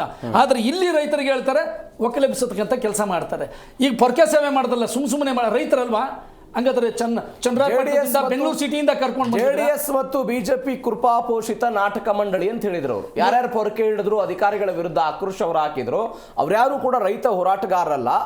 JDS ಮತ್ತು ಬಿಜೆಪಿ ಕೃಪಾಪೋಷಿತ ನಾಟಕ ಮಂಡಳಿ. ಸರ್, ಕಾಂಗ್ರೆಸ್ ನಲ್ಲಿರ್ತಕ್ಕಂಥ ಶಾಸಕರ ಈ ಯೋಜನೆಗೆ ವಿರೋಧ ಇದೆ. ಓಕೆ, ಕಾಂಗ್ರೆಸ್ ನಲ್ಲಿರ್ತಕ್ಕಂಥ ಶಾಸಕರುಗಳು ಸರ್ ಅಂಕಿಅಂಶ ಹಿಂದೆ ಪ್ರಕಟವಾಗಿದೆ, ಕೆಲವರೆಲ್ಲ ವಿರೋಧ ವ್ಯಕ್ತಪಡಿಸಿದ್ದಾರೆ. ಓಕೆ, ಅಂತದನ್ನ ನಡುವೆ ಕೂಡ ಇವರು ಮಾಡ್ತಾ ಇದ್ದಾರೆ ಅಂದ್ರೆ ಜಿದ್ದಿಗೆ ಬಿದ್ದಿದ್ದಾರೆ. ಮಾಗಡಿ ಬಾಲಕೃಷ್ಣ ಮಾಡಬೇಕು ಅನ್ನೋ ಜಿದ್ದಲ್ಲಿದ್ರು, ಆಗಿದ್ದಾರೆ ಈಗ ಅವರು. ಸರ್, ಸಂತೋಷ ಸರ್. ನಾನು ಅವ್ರ ಜೊತೆಯಲ್ಲಿ ಕೆಲಸ ಮಾಡಿದ್ದೆ. ನಾನು ಕೂಡ ನಾನು ಭಾರತೀಯ ಜನತಾ ಪಾರ್ಟಿಯಲ್ಲಿ 1994 ಗೆದ್ದಾಗ ನನ್ನನ್ನು ಅವರು ಬಹಳಷ್ಟು ಬೆಂತಟ್ಟಿದ್ರು, ಹೋರಾಟಗಾರ ನೀವು ಅಂತೇಳಿ. ನಾನು ಅವ್ರ ಬಗ್ಗೆ ಬಹಳ ಗೌರವ ಇದೆ. ಆದರೆ ಈ ವಿಚಾರದಲ್ಲಿ ರೈತರನ್ನು ಒಕ್ಕಲೆಬ್ಬಿಸಕ್ಕಂತ ಬಾಲಣ್ಣ ಮಾಡಿದ್ರು ತಪ್ಪೆ, DK ಶಿವಕುಮಾರ್ ಮಾಡಿದ್ರು ತಪ್ಪೆ, ಸುರೇಶ್ ಮಾಡಿದ್ರು ತಪ್ಪೇನೆ. ಆದರೆ ಒಂದು ಸರ್ ನೋವಿನ ವಿಷಯ ಏನಂತ ಹೇಳಿದ್ರೆ, ಹಸಿರು ವಲಯ ಹೇಗಿದೆ ಸರ್, ಅಂತ ಜಾಗನ ನೀವು ಹೋಗಿ ಸರ್. ಚನ್ನರಾಯಪಟ್ಟಣದ್ದು ದೇವನಹಳ್ಳಿ ಹತ್ರದ ಜಮೀನ ನೀವು ಸಿದ್ದರಾಮಯ್ಯನವರು ಇದ್ದಾಗ ನೇರವಾಗಿ ಹೋಗಿ ಅವ್ರು ಕುಂತಿದ್ದು ಧರಣಿಯಲ್ಲಿ ಕುಂತಿದ್ರು, ರೈತರಿಗೆ ಸಹಕಾರವಾಗಿ ನಿಮ್ಮ ಜಮೀನು ಬಿಡ್ತಾ ಇದ್ದೀನಿ ನಾನು, ಯಾವುದೇ ಕಾರಣಕ್ಕೂ ಆಕ್ಟಿಫೈ ಮಾಡೋದಿಲ್ಲ ಅಂತ ಹೇಳಿ ಕೊಟ್ಟರು. ನೀವು ಮಾಡಿ ಬೇಡಿ. ಆಮೇಲೆ 1,000 ಎಕರೆ ಅಲ್ಲೇ ಇದೆ. ಈ ಹಿಂದೆ ಈ SPR ಗ್ರೂಪ್ನವರು ಸಂಬಂಧಪಟ್ಟಂತೆ ಒಂದು ಜಾಗ ಸರ್ಕಾರ ಆಕ್ಟಿಫೈ ಮಾಡಿ ಅಂದರೆ ಅಕ್ವೈರ್ ಮಾಡಿ ಆ ಜಾಗನ ರೆಡ್ ವಲಯವಾಗಿದೆ. ಯಾಕಾಯ್ತು ರೆಡ್ ವಲಯ ಅಂದರೆ ಅವ್ರು ನಾನೇ ಪರ್ಚೇಸ್ ಮಾಡ್ಕೊತೀನಿ ಅಂತೇಳಿ ಮಾತು ಕೊಟ್ಟಿದ್ರಂತೆ. ಅವರು ನೋಡಿದ್ರು ಕುಮಾರಸ್ವಾಮಿ ಅವರು ಅವ್ರು 1 ಟೈಮ್ 2 ಟೈಮ್ ನೋಟಿಸ್ ಕೊಟ್ಟರು, ಮಾಡಿದ್ರು, ಅವ್ರು ಪರ್ಚೇಸಿಗೆ ಬರಲಿಲ್ಲ ಅಂದರೆ ಅವರು ತಗೊಳ್ಳಿಕ್ಕೆ ಬರಲಿಲ್ಲ. ಅದನ್ನೇನು ಮಾಡಿದ್ರು, ರೆಡ್ ಮಾರ್ಕ್ ಮಾಡಿ ಬಿಟ್ಟಿದ್ದಾರೆ. ಅದಿದೆ ಡೆವಲಪ್ಮೆಂಟ್ ಮಾಡಿ. ಆಮೇಲೆ ಜೊತೆಗೆ ಹೇಳ್ಬೇಕಂದ್ರೆ ಸರ್, ಬೆಂಗಳೂರು ಸುತ್ತಮುತ್ತ ಎಷ್ಟಿದೆ ಸರ್ ಕುಮಾರಸ್ವಾಮಿ ಕುಮಾರಸ್ವಾಮಿ ಅವರು ರೆಡ್ ಝೋನ್ ಮಾಡಿದ್ದಕ್ಕಾಗಿನೇ ಇಂಥದ್ದೊಂದು ಸಮಸ್ಯೆ ಆಗಿದೆ ಅಂತ ಈ ತಪ್ಪು ಸರ್. ನೋಡಿ ಸರ್, ಮೂಗಿಗೆ ತುಪ್ಪ ಸಾವಿರ ಕೆಲಸ ಡಿ ಕೆ ಶಿವಕುಮಾರ್ ಅವರು ಮಾಡಬಾರ್ದು. ಓಕೆ, ಅನೇಕ ಜನ ರೈತ ಹೋರಾಟಗಾರರು ಕೂಡ ಇದ್ರ ಬಗ್ಗೆ ಮಾತಾಡ್ತಾ ಇದ್ದಾರೆ. ಸರ್ ನೋಡಿ ಸರ್, ಕೆಲವರು ಏನಾಗಿದೆ, ವಿಧಿ ಇಲ್ಲ, ಬಿಸಿ ತುಪ್ಪ ನುಂಗಕ್ಕಾಗುದಿಲ್ಲ. ಡಿ ಕೆ ಶಿವಕುಮಾರ್ ಅವ್ರನ್ನ ಎದುರಾಕೊಳ್ಳಕ್ಕಾಗುದಿಲ್ಲ. ಕಾಂಗ್ರೆಸ್ನ ಕಾರ್ಯಕರ್ತರಿದ್ದಾರೆ, ಅವ್ರೇನ್ ಮಾಡಬೇಕು, ಡಿ ಕೆ ಶಿವಕುಮಾರ್ ಅವ್ರನ್ನ ವಿರೋಧಿಸಕ್ಕಾಗದೇ ಇರೋದ್ರಿಂದ ಇದ್ರ ಪರವಾಗಿ ಲಾಬಿ ವಕಾಲತ್ತು ವಹಿಸ್ತಾರೆ. ಹಿಂದೆ ಬಂದು ನಮ್ಮಂತವ್ರ ಜೊತೆನಲ್ಲಿ ನಿಮ್ಮಂತವ್ರ ಜೊತೆನಲ್ಲಿ ಹೇಳ್ತಾರೆ, ಇಲ್ಲ ಇದು ಬಹಳಷ್ಟು ಅನ್ಯಾಯ ಆಗ್ತಾ ಇದೆ. ಇಷ್ಟು 9 ಸರ್, ನಾನು ಒಂದು ಹೇಳ್ತೇನೆ ಕೇಳಿ, ಯಾರು ಬೇಕಾದರೂ ಡಾಕ್ಯುಮೆಂಟ್ ಕೇಳಿ ಕೊಡ್ತೀನಿ ಸರ್. ಅವರ ಕಾರ್ಯಕರ್ತರುಗಳಿಗೆ ಬೆಂಗಳೂರಿನಲ್ಲಿರೋನು, ಮೈಸೂರಿನಲ್ಲಿರೋನು, ಗುಲ್ಬರ್ಗಾದಲ್ಲಿರೋನು, ರಾಯಚೂರಿನಲ್ಲಿರೋನಿಗೆ 2 ಎಕರೆ ಹರಿದು ಹಂಚ್ಬಿಟ್ಟಂಗೆ, ಏನು ಎಲ್ಲರಿಗೂ ಬೇಕಾದವ್ರಿಗೆ ಖಾತೆ ಮಾಡಿ ಕೊಟ್ಬಿಟ್ಟಿದ್ದೀರಲ್ಲ ನೀವು. ಯಾರಪ್ಪನ ಆಸ್ತಿ ಅಂತ ಸರ್ ಇದು? ಅದೇ ಗ್ರಾಮದಲ್ಲಿರೋರ್ಗು ಹಕ್ಕುದಾರರು ಕೊಡಿಬೇಕಾದ್ರೆ ಒಪ್ಕೊಂತೀನಿ, ನಿಜವಾಗೂ ಜಮೀನು ಇಲ್ದೇವ್ರನ್ನ ಸರ್ವೆ ಮಾಡಿ ಕೊಡಿ ಒಪ್ಕೊಂತೀನಿ. ಯಾರು ನಿಮ್ಮ ಹಿಂಬಾಲಕರುಗಳಿಗೆ ನೀವು 2 ಎಕರೆ ಮಾಡಿಕೊಟ್ಬಿಟ್ಟು 2 ಎಕರೆಗೆ 2 ಕೋಟಿ ಚಿಲ್ಲರೆ ಅಂದರೆ 6 ಕೋಟಿಯಿಂದ 7 ಕೋಟಿ ಆಗ್ತದೆ. ಈ 7 ಕೋಟಿ ರೂಪಾಯಿನಲ್ಲಿ ಆ ನಿಜವಾಗಿ ರೈತ ಹೆಸರಿಗೆ ಮಾಡ್ಕೊಂಡಿರ್ತಕ್ಕಂಥ ವ್ಯಕ್ತಿಗಷ್ಟು, ಇದು ಮಾಡಿಕೊಟ್ಟಿರ್ತಕ್ಕಂಥವ್ರಿಗೆ ಕಿಕ್ ಬ್ಯಾಕ್ ಎಷ್ಟಿದೆ? 2 ಎಕರೆ RTC ಮಾಡಿಕೊಟ್ಟಂಥವ್ರಿಗೆ 5 ಕೋಟಿ ಕಿಕ್ ಬ್ಯಾಕ್ ಬರ್ತದೆ. ಓಕೆ, 250 ಕೋಟಿ ರೂಪಾಯಿನ ಹಗರಣ ಇದು. ಓಕೆ, ಅಂದ್ರೆ ನೀವು ಆರೋಪ ಮಾಡ್ತಾ ಇರೋದು ಯಾರ್ಯಾರಿಗೆ ಇಂಥದ್ದೊಂದು ಭೂಮಿಯನ್ನು ಅಲ್ಲಿ ಬರೆದು ಕೊಟ್ಟಿದಾರೋ ಅವ್ರಿಗೆ ಮಾರಾಟ ಆಗಬೇಕಾಗಿದೆ, ಹಿಂಗಾಗಿ ಇದನ್ನು ಮಾರಾಟ ಮಾಡ್ಲಿಕ್ಕೆ ಅವಶ್ಯಕತೆನೇ ಇಲ್ಲ, ಇವ್ರು ಅಕ್ವೈರ್ ಮಾಡಿಬಿಡ್ತಾರಲ್ಲ ಸರ್. ಈ ಜಿದ್ದಿಗೆ ಬಿದ್ದರದ ಅಕ್ವೈರ್ ಮಾಡೋ ಅವ್ರಿಗೆ ಹಣ ಬೇಕಾಗಿದೆ, ಹಿಂಗಾಗಿ ಇದನ್ನ ಅಕ್ವೈರ್ ಮಾಡ್ತಿದ್ದಾರೆ ನಿಮ್ಮ ಆರೋಪ. ಇದ್ರ ಹಿಂದೆ ನೋಡಿ ಸರ್, ಖಾಸಗಿ ವಲಯದ ಪಿತೂರಿ ಇದೆ. ಓಕೆ, ಖಾಸಗಿ ವಲಯ ಕೊಡ್ಬೇಕು ಅನ್ನತಕ್ಕಂಥ ಸರ್, ಈಗಾಗಲೇ ಲೇಔಟ್ಗಳು ವಿಶ್ವೇಶ್ವರ ಲೇಔಟ್ ಖಾಲಿ ಇದೆ, ಅರ್ಕಾವತಿ ಲೇಔಟ್ ಖಾಲಿ ಇದೆ. ಈ ತರ ಲೆಕ್ಕ ಮಾಡ್ಕೊಂಡ್ ಬಂದ್ರೆ ಬೆಂಗಳೂರು ಸುಟ್ಟ ಇರತಕ್ಕಂಥ ಇನ್ಫ್ರಾಸ್ಟ್ರಕ್ಚರ್, ಕೆಂಪೇಗೌಡ ಲೇಔಟ್ ಇನ್ಫ್ರಾಸ್ಟ್ರಕ್ಚರ್ ಇದೆಯಾ ಸರ್? ಒಂದು ಹೆಣ್ಮಗಳು ಬೆಳಗಿನ ಜಾವ 10-11 ಗಂಟೆ ಒಳಗಡೆ ಈ ಲೇಔಟ್ ಇಂದ ಒಂದು ಸುತ್ತು ಹೋಗಿ ಬರ್ಲಿಕ್ಕೆ ಆಗೋದಿಲ್ಲ, ಆ ಮಟ್ಟಿಗೆ ಕಾಡು ಬೆಳೆದಂಗೆ ಬೆಳೆದಿದೆ. ಅಲ್ಲಿ ಇನ್ಫ್ರಾಸ್ಟ್ರಕ್ಚರ್ ಕೊಡಿ, ಡೆವಲಪ್ಮೆಂಟ್ ಮಾಡಿ. ಅದು ಬಿಟ್ಬಿಟ್ಟು ನೀವು ರೈತರು ಕಾಯಕ ಮಾಡ್ತಾ ಇದ್ದಾರೆ. ಇವತ್ತು ಸರ್ ತೆಂಗು, ಹಾಲು, ಬಾಳೆ, ಅಡಿಕೆ ಏನ್ ಸರ್ ಸಮೃದ್ಧಿಯಾಗಿದೆ ಸರ್. ಯಾರನ್ನೋ ತೃಪ್ತಿ ಪಡಿಸೋಕ್ಕೋಸ್ಕರ ಇದು ಮಾಡಬೇಡಿ ಅಂತೇಳಿ ಡಿ ಕೆ ಶಿವಕುಮಾರ್ಗೆ ವಿನಂತಿ ಮಾಡ್ತೀನಿ, ಜಿದ್ದು ಮಾಡಬೇಡಿ ಅಂತೇಳಿ. ಬರ್ತೇನೆ. ಉಮೇಶ್ ಗೌಡ್ರೆ, ಒಂದು JDSನ ಹೋರಾಟ ಇದು, ಆದರೆ ಅವರು ನೇತೃತ್ವ ಕೊಟ್ಟಿರ್ಬೋದು, ಸಪೋರ್ಟ್ ಮಾಡಿರ್ಬೋದು, ಹೋರಾಟ ಮಾತ್ರ JDS ನಂದು. ಅವಶ್ಯಕತೆ ಇತ್ತ ಹೋರಾಟ? ಖಂಡಿತ ಸರ್. ಇದು ನಾವು ಕೇವಲ ನಮ್ಮ ಪಕ್ಷದ ಬಲವರ್ಧನೆಗೋಸ್ಕರ ಹೋರಾಟ ಮಾಡ್ತಾ ಇಲ್ಲ, ಈ ರಾಜ್ಯದ ಕಲ್ಯಾಣಕ್ಕೋಸ್ಕರವಾಗಿ, ರೈತರಿಗೋಸ್ಕರವಾಗಿ ಸದಾ ನಮ್ಮ JDS ಪಕ್ಷ ಹೋರಾಟ ಮಾಡ್ಕೊಂಡು ಬಂದಿದೆ. ಆ ನಿಟ್ಟಿನಲ್ಲಿ ಇವತ್ತು ಬಿಡದಿ ವಿಚಾರವಾಗಿ ಅದನ್ನು ಹೋರಾಟ ಮಾಡ್ತಾ ಇದ್ವಿ. ಇಲ್ಲಿ ಬಹಳ ವಿಚಾರವ ಅಂತಂದ್ರೆ ಬಿಡದಿನೇ ಹಾಕಬೇಕು ಅಂತ ಅನೇಕ ಜನ ಕೇಳ್ತಾರೆ. ಬೇರೆ ಕಡೆ ನಿಮ್ಗೆ ಹೋರಾಟ ಮಾಡೋದು ಅಲ್ಲೂ ಮಾಡಿದ್ದೀವಿ. ನೋಡಿ ಸರ್, ಬಿಡದಿ ಸಮಸ್ಯೆಯನ್ನು ಇವರು ತಗೊಂಬಂದಿರೋ ರಾಜಕೀಯ ಮಾಡಿದೆ ಯಾರು ಗೊತ್ತಾ ಸರ್? ಇದೇ ಕಾಂಗ್ರೆಸ್ ಪಕ್ಷ. ಇದೊಂದು ಲೋಟಿ ಸರ್ಕಾರ. ಇಲ್ಲಿನ ರೈತರನ್ನು ಒಕ್ಕಲೆಬ್ಸಕ್ಕೋಸ್ಕರವಾಗಿ ಅಲ್ಲಿರುವಂಥ ಸರ್ಕಾರದ ಭೂಮಿಯನ್ನು 2500 ಎಕರೆ ಭೂಮಿಯನ್ನು, ಅದರಲ್ಲಿ 1700 ಎಕರೆಯನ್ನು ತನ್ನ ಇಷ್ಟ ಬಂದಂಥವ್ರಿಗೆ, ನನ್ನ ಸ್ನೇಹಿತರು ಹೇಳಿದಂಥ ಸಂದರ್ಭದಲ್ಲಿ ನೀವು ನೆನಪಿಸ್ಕೋಬೇಕು.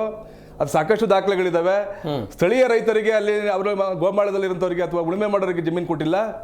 ಅವರ ಕಾಂಗ್ರೆಸ್ ಕಾರ್ಯಕರ್ತರಿಗೆ, ದಲ್ಲಾಳಿಗಳಿಗೆ, ರಿಯಲ್ ಎಸ್ಟೇಟ್ ಬ್ರೋಕರ್ಸ್ಗಳಿಗೆ, ಏಜೆಂಟ್ಗಳಿಗೆ 1700 ಎಕರೆ ಜಮೀನನ್ನು ಮಾರಾಟ ಮಾಡಿದ್ದಾರೆ. ಕಳೆದ 20 ವರ್ಷಗಳಿಂದ ಮಾರಾಟ ಮಾಡಿದ್ದಾರೆ ಅಂದರೆ ಸರ್ಕಾರದಿಂದ ಅನುಮೋದನೆ ಮಾಡಿಕೊಟ್ಟಿದ್ದಾರೆ. ಏನಾಯ್ತು ಇದು? ಯಾರಪ್ಪನ ಮನೆ ಆಸ್ತಿ ಅದು? ನಿಮ್ಮ ಸರ್ಕಾರ ಇದ್ದ ಗಮನ? ಹೌದು, ಹೇಳ್ತೀವಿ ಸರ್. ನಾವು ಮಾಡಿದ ಎಷ್ಟು ಗೊತ್ತು ಸರ್? 600 ಎಕರೆಯಿಂದ 800 ಎಕರೆ ಸರ್ಕಾರಿ ಜಮೀನನ್ನ ಟೌನ್ಶಿಪ್ ಮಾಡಕ್ ಕೊಟ್ಟಿದ್ದು. ನಮ್ಮ ಪಾಪದ ಕೂಸು ಅಂತ ಹೇಳ್ತಾರೆ ಇವರು. ಏನಂತ? ಇದು ಕುಮಾರಣ್ಣನವರ ಪಾಪದ ಕೂಸು, ಇದನ್ನ ನಾವು ಕನಸಿನ ಕೂಸು. ಇಲ್ಲ ಅಲ್ಲ, ಇವ್ರು ಮತ್ತೆ ಅದನ್ನ ಹೇಳಿದ್ರು, ನಿಮ್ದು ಪಾಪದ ಕೂಸು ಅಂತ. ನಾವು ಪಾಪದ ಕೂಸು ಮಾಡಿದ್ದಾಗಿ ನೀವ್ ಯಾಕಂದ್ರೆ ಎತ್ಕೊಂಡು ಬೆಳೆಸ್ತಾ ಇದ್ದೀರಾ? ನಮ್ಮ ಪ್ರಶ್ನೆ ಸರ್. ಇದು ಈ SEZ ಕಾರ್ಯಕ್ರಮ ಅಂತ ಒಂದು ಮಾಡಿದ್ರೆ ಸರ್ ಸೆಂಟ್ರಲ್ ಗವರ್ಮೆಂಟ್ 2007ರಲ್ಲಿ ಸನ್ಮಾನ್ಯ ಮನಮೋಹನ್ ಸಿಂಗ್ ಅವರು ಪ್ರಧಾನಮಂತ್ರಿ ಆದ ಸಂದರ್ಭದಲ್ಲಿ ಸ್ಪೆಷಲ್ ಎಕನಾಮಿಕ್ ಝೋನ್ ಅಂತ ತರಬೇಕು ಅಂತ ಹೇಳಿ ತಂದ್ರು ಕರ್ನಾಟಕಕ್ಕೆ. ಆಗ ಬಂದಿದ್ದೆ ಈ ಬಿಡದಿ ಯೋಜನೆ, ನಂದಗುಡಿ ಯೋಜನೆ. ಅಲ್ಲಿಂದ ಹೊರ ನಮ್ಮ ಡಾಬಾಸ್ಪೇಟೆ ಇರ್ಬೋದು, ಸೊ ಆಮೇಲೆ ಇನ್ನೊಂದು ಚನ್ನರಾಯಪಟ್ಟಣ ಇರ್ಬೋದು, ದೇವನಹಳ್ಳಿ 5 ಬಂದಿದ್ದಂಥ ಸಂದರ್ಭದಲ್ಲಿ ಈ ಯೋಜನೆಯನ್ನು ಸಹ ಸನ್ಮಾನ್ಯ ಕುಮಾರಣ್ಣನವರು ದಿನಾಂಕ 23/9/2006ರಲ್ಲಿ ಇದನ್ನು ಚರ್ಚೆ ಮಾಡ್ತಾ ಸಂದರ್ಭದಲ್ಲಿ ನಿಜ ಸರ್. 2006ರಲ್ಲಿ ಆಗಿದ್ದ ನಿಜ, ನಮ್ಮ ಸರ್ಕಾರದಲ್ಲಿ ಆಗಿದ್ದ ನಿಜ. ಅದಾದ್ಮೇಲೆ 18/10/2006ರಲ್ಲಿ ಈ ನೋಟಿಫಿಕೇಶನ್ ಮಾಡ್ತೀವಿ 600 ಎಕರೆಗೆ. ಅದೇನೋ ಯಾವುದೋ ಸಮಸ್ಯೆ ಅದೇ ಬಂದು ಬಂಡವಾಳ ಹಾಕಂಥದ್ದು, ನಾವು ಸಾಲ ಮಾಡಿದ್ದಿಲ್ಲ. ಅದಾದ್ಮೇಲೆ ಸರ್ ಕಾಂಗ್ರೆಸ್ ಸರ್ಕಾರದವರು ಫ್ಯಾಕ್ಟ್ ಫೈಂಡಿಂಗ್ ಕಮಿಟಿಯನ್ನು ಮಾಡಿದ್ರೆ ಸದನದಲ್ಲಿ ಏನೋ ಬೊಬ್ಬಿಡಿದ್ದಾರೆ. ಸಿದ್ದರಾಮಯ್ಯ ಹೇಳ್ತಾರೆ, ಬೇಡಿ ನೀವು ಇದನ್ನು ಮಾಡೋದಾದ್ರೆ ಹಾಸನಕ್ಕೆ ಬನ್ನಿ, ಮಂಡ್ಯಕ್ಕೆ ಬನ್ನಿ. ಹೌದು, ನೀವು ಈ ಟೌನ್ಶಿಪ್ ಮಾಡಬೇಕು, ಆದ್ರೆ ಟೌನ್ಶಿಪ್ ಮಾಡಬಾರದು ಅಂತ ಕಾಂಗ್ರೆಸ್ ಅವರು HK ಪಾಟೀಲ್ ಅವರ ನೇತೃತ್ವದ ಸಮಿತಿಯನ್ನು ರಚನೆ ಮಾಡಿದ್ರು. ಸತ್ಯಶೋಧನಾ ಸಮಿತಿಯನ್ನು ಮಾಡಿ ಸರ್, ಸಮಿತಿ ಆ HK ಪಾಟೀಲ್ ಅವರ ಸಮಿತಿ ಹೌದು ಮಾಡ್ತಾರೆ ಕೊಟ್ಟಿತ್ತು. ಹೌದು, ಅದಾದ್ಮೇಲೆ ಸರ್ ರೈತರ ಒಂದು ಅಪೋಸಿಷನ್ ಬರ್ತದೆ, ಮಾಡಬೇಡಿ, ಇದು ನಮ್ಮನ್ನೆಲ್ಲ ಒಕ್ಕಲೆಬ್ಬಿಸಬೇಡಿ ಕುಮಾರಣ್ಣ ಅಂತ ಹೇಳಿದಂಥ ಸಂದರ್ಭದಲ್ಲಿ ನಾವು ರೈತರ ಇಚ್ಛೆ ವಿರೋಧ ಹೋಗೋದು ಬೇಡ ಅಂತೇಳಿ ಆ ಯೋಜನೆ ಸ್ಟಾಪ್ ಮಾಡ್ತೀವಿ. ದಯಮಾಡಿ ಅರ್ಥ ಮಾಡ್ಕೋಬೇಕು. ದಿನಾಂಕ 8/10/2007 12/11/2007 ರಾಜ್ಯದ ರಾಷ್ಟ್ರಪತಿ ಆಡಳಿತ ಇರ್ತದೆ. ಆಗ ಈ ಯೋಜನೆಯನ್ನ ಮಂಜೂರು ಮಾಡ್ತಾರೆ. ನೋಡಿ, ನಾನು ಸುಳ್ಳು ಹೇಳ್ತಾ ಇಲ್ಲ. ದಯಮಾಡಿ ನಾವು ನಮ್ಮ ಮಾಧ್ಯಮದ ಮುಖಾಂತರ ಇದನ್ನ ಹೈಲೈಟ್ ಮಾಡಬೇಕು ಅಂತ ಕೇಳ್ಕೊತೀವಿ. ಫ್ಯಾಕ್ಟ್ ಫೈಂಡಿಂಗ್ ಕಮಿಟಿನ ಮಾಡಿದ್ವಿ ನಾವು JDS ಇಂದ. ಪ್ರತಿ ಇಂಚು ದಾಖಲೆಗಳನ್ನ ತಗೊಂಡು ರಾಜ್ಯದ ಜನತೆಗೆ ಮುಂದಿಡ್ತಾ ಇದೀವಿ. ಈ ಕಾಂಗ್ರೆಸ್ನವ್ರು ಏನ್ ಮಾಡ್ತಾ ಇದಾರೆ ಅಂತಂದ್ರೆ, ಇದು JDS ನವ್ರು ಮಾಡ್ತಾ ಇರೋದು, ಇವ್ರು ರಾಜಕೀಯ ಲಾಭಕ್ಕೋಸ್ಕರ ಮಾಡ್ತಾ ಇರೋದು, ಅಭಿವೃದ್ಧಿ ಮಾಡಕ್ ಬಿಡ್ತಾ ಇಲ್ಲ ಅಂತ ಹೇಳ್ತಾ ಇದಾರೆ. ದಯಮಾಡಿ ಅರ್ಥ ಮಾಡ್ಕೋಬೇಕು. ಕುಮಾರಣ್ಣನೇ ಆಗ್ಲಿ, ಇಡೀ ನಮ್ಮ ಪಕ್ಷದ ಆಗಲಿ, ಇಡೀ ಬಿಜೆಪಿ ಸರ್ಕಾರವಾಗಲಿ, ಇಂದಂತ ಹೋರಾಟ ಮಾಡಿದಂತ ಹಿಂದೆ ಸರ್ಕಾರವಾಗಲಿ, ನಾವು ರೈತರ ಪರವಾಗಿ ಇದ್ದಿದ್ದನ್ನ ತೋರಿಸ್ತೀವಿ ಸರ್. ಇವರು ರಾಷ್ಟ್ರಪತಿ ಆಡಳಿತ ಏನು ಬಂತು ಆ ಅವಧಿಯಲ್ಲಿ ಮಾಡಿದಂತ ಈ ಯೋಜನೆಯನ್ನ ಇವರು ಇದನ್ನ ಮುಂದುವರ್ಸ್ಕೊಂಡ್ ಬಂದ್ರು. ಈಗ ರೆಡ್ ಝೋನಿಗೆ ಹಾಕಿದವ್ರು ಯಾರು ಸರ್? ಹೌದು, ನಾವೇ ಮಾಡಿದ್ವು. ರೆಡ್ ಝೋನ್ ಮಾಡ್ಬೇಕಾದ್ರೆ ಕಾರಣ ಏನು ಅಂತ ಹೇಳಿ ನಮ್ಮ ಸ್ನೇಹಿತ ಸ್ಪಷ್ಟವಾಗಿ ಹೇಳಿದ್ದಾರೆ. ಆದ್ರೆ ರೆಡ್ ಝೋನ್ ಮಾಡ್ಲಾಗಿ ಇವತ್ತು ಇದೇ ಬಾಲಕೃಷ್ಣ ಹೇಳ್ತಾ ಇದ್ರು, ರೆಡ್ ಝೋನ್ ಮಾಡ್ಲಾಗಿ ಅದನ್ನ ಜಮೀನನ್ನ ಬೇರೆ ಮಾರಾಟ ಮಾಡಿ ರೈತರು ಕೊಂಡ್ಕೋಬಹುದು ಸರ್. ಆದ್ರೆ ಅದನ್ನ ಬೇರೆ ರೀತಿ ರಿಯಲ್ ಎಸ್ಟೇಟ್ ಮಾಡಬಾರ್ದು ಅಂತ ಹೇಳಿ ಅವ್ರು ಇದ್ದಿದ್ದು. ಆದ್ರೆ ಇದೇ ಬಾಲಕೃಷ್ಣ ಇವತ್ತು ಬಂದ್ಬಿಟ್ಟು ಏನ್ ಹೇಳ್ತಾ ಇದ್ದಾರೆ, ಕುಮಾರಣ್ಣವರೇ ನೀವು ಮಾಡಿದ್ ಒಳ್ಳೇದಾಯ್ತು ಅಂತಾರೆ. ಇನ್ನೊಂದ್ ಕಡೆ ಹೇಳ್ತಾರೆ, ಕುಮಾರಣ್ಣವರೇ ನೀವು ಅಭಿವೃದ್ಧಿ ವಿರುದ್ಧ ಅಂತ ಹೇಳ್ತಾರೆ. ಇರ್ಲಿ ಒಂದ್ ಕಡೆ. ಅದಾದ್ಮೇಲೆ ಸರ್, ಇದು ಈ ಯೋಜನೆಯನ್ನು ಮಾಡಕ್ ಕೊಟ್ಟಿದ್ದಾರೆ. ಏನಂತಂದ್ರೆ, ಈಗ ನನ್ನ ಸ್ನೇಹಿತರು ಹೇಳಿದ್ರೆ ಬಹುಶಃ ಸ್ಥಳೀಯರಿಂದ ಬಹುಶಃ ಅಲ್ಲಿಯವರು ಇರಬೇಕು ಅಂತ ಹೇಳಿ ನಾನು ಭಾವಿಸ್ತೀನಿ. ಅಲ್ಲಿ ಸರ್ 9,400 ಅಂದ್ರೆ 500 ಎಕರೆಗಳನ್ನ ಒಟ್ಟು ಈಗ ಮಾಡಕ್ ಕೊಟ್ಟಿದ್ದಾರೆ. ಅದು ಒಂದೇ ಫೇಸ್ ಅಲ್ಲಿ ಮಾಡಕ್ ಕೊಟ್ಟಿದ್ದಾರೆ. ಯೋಜನೆಯನ್ನ ಯಾವ್ದಾರ ಯೋಜನೆಯನ್ನ ಒಂದೇ ಹಂತದಲ್ಲಿ ಮಾಡಕ್ ಆಗುತ್ತೆ ಸರ್?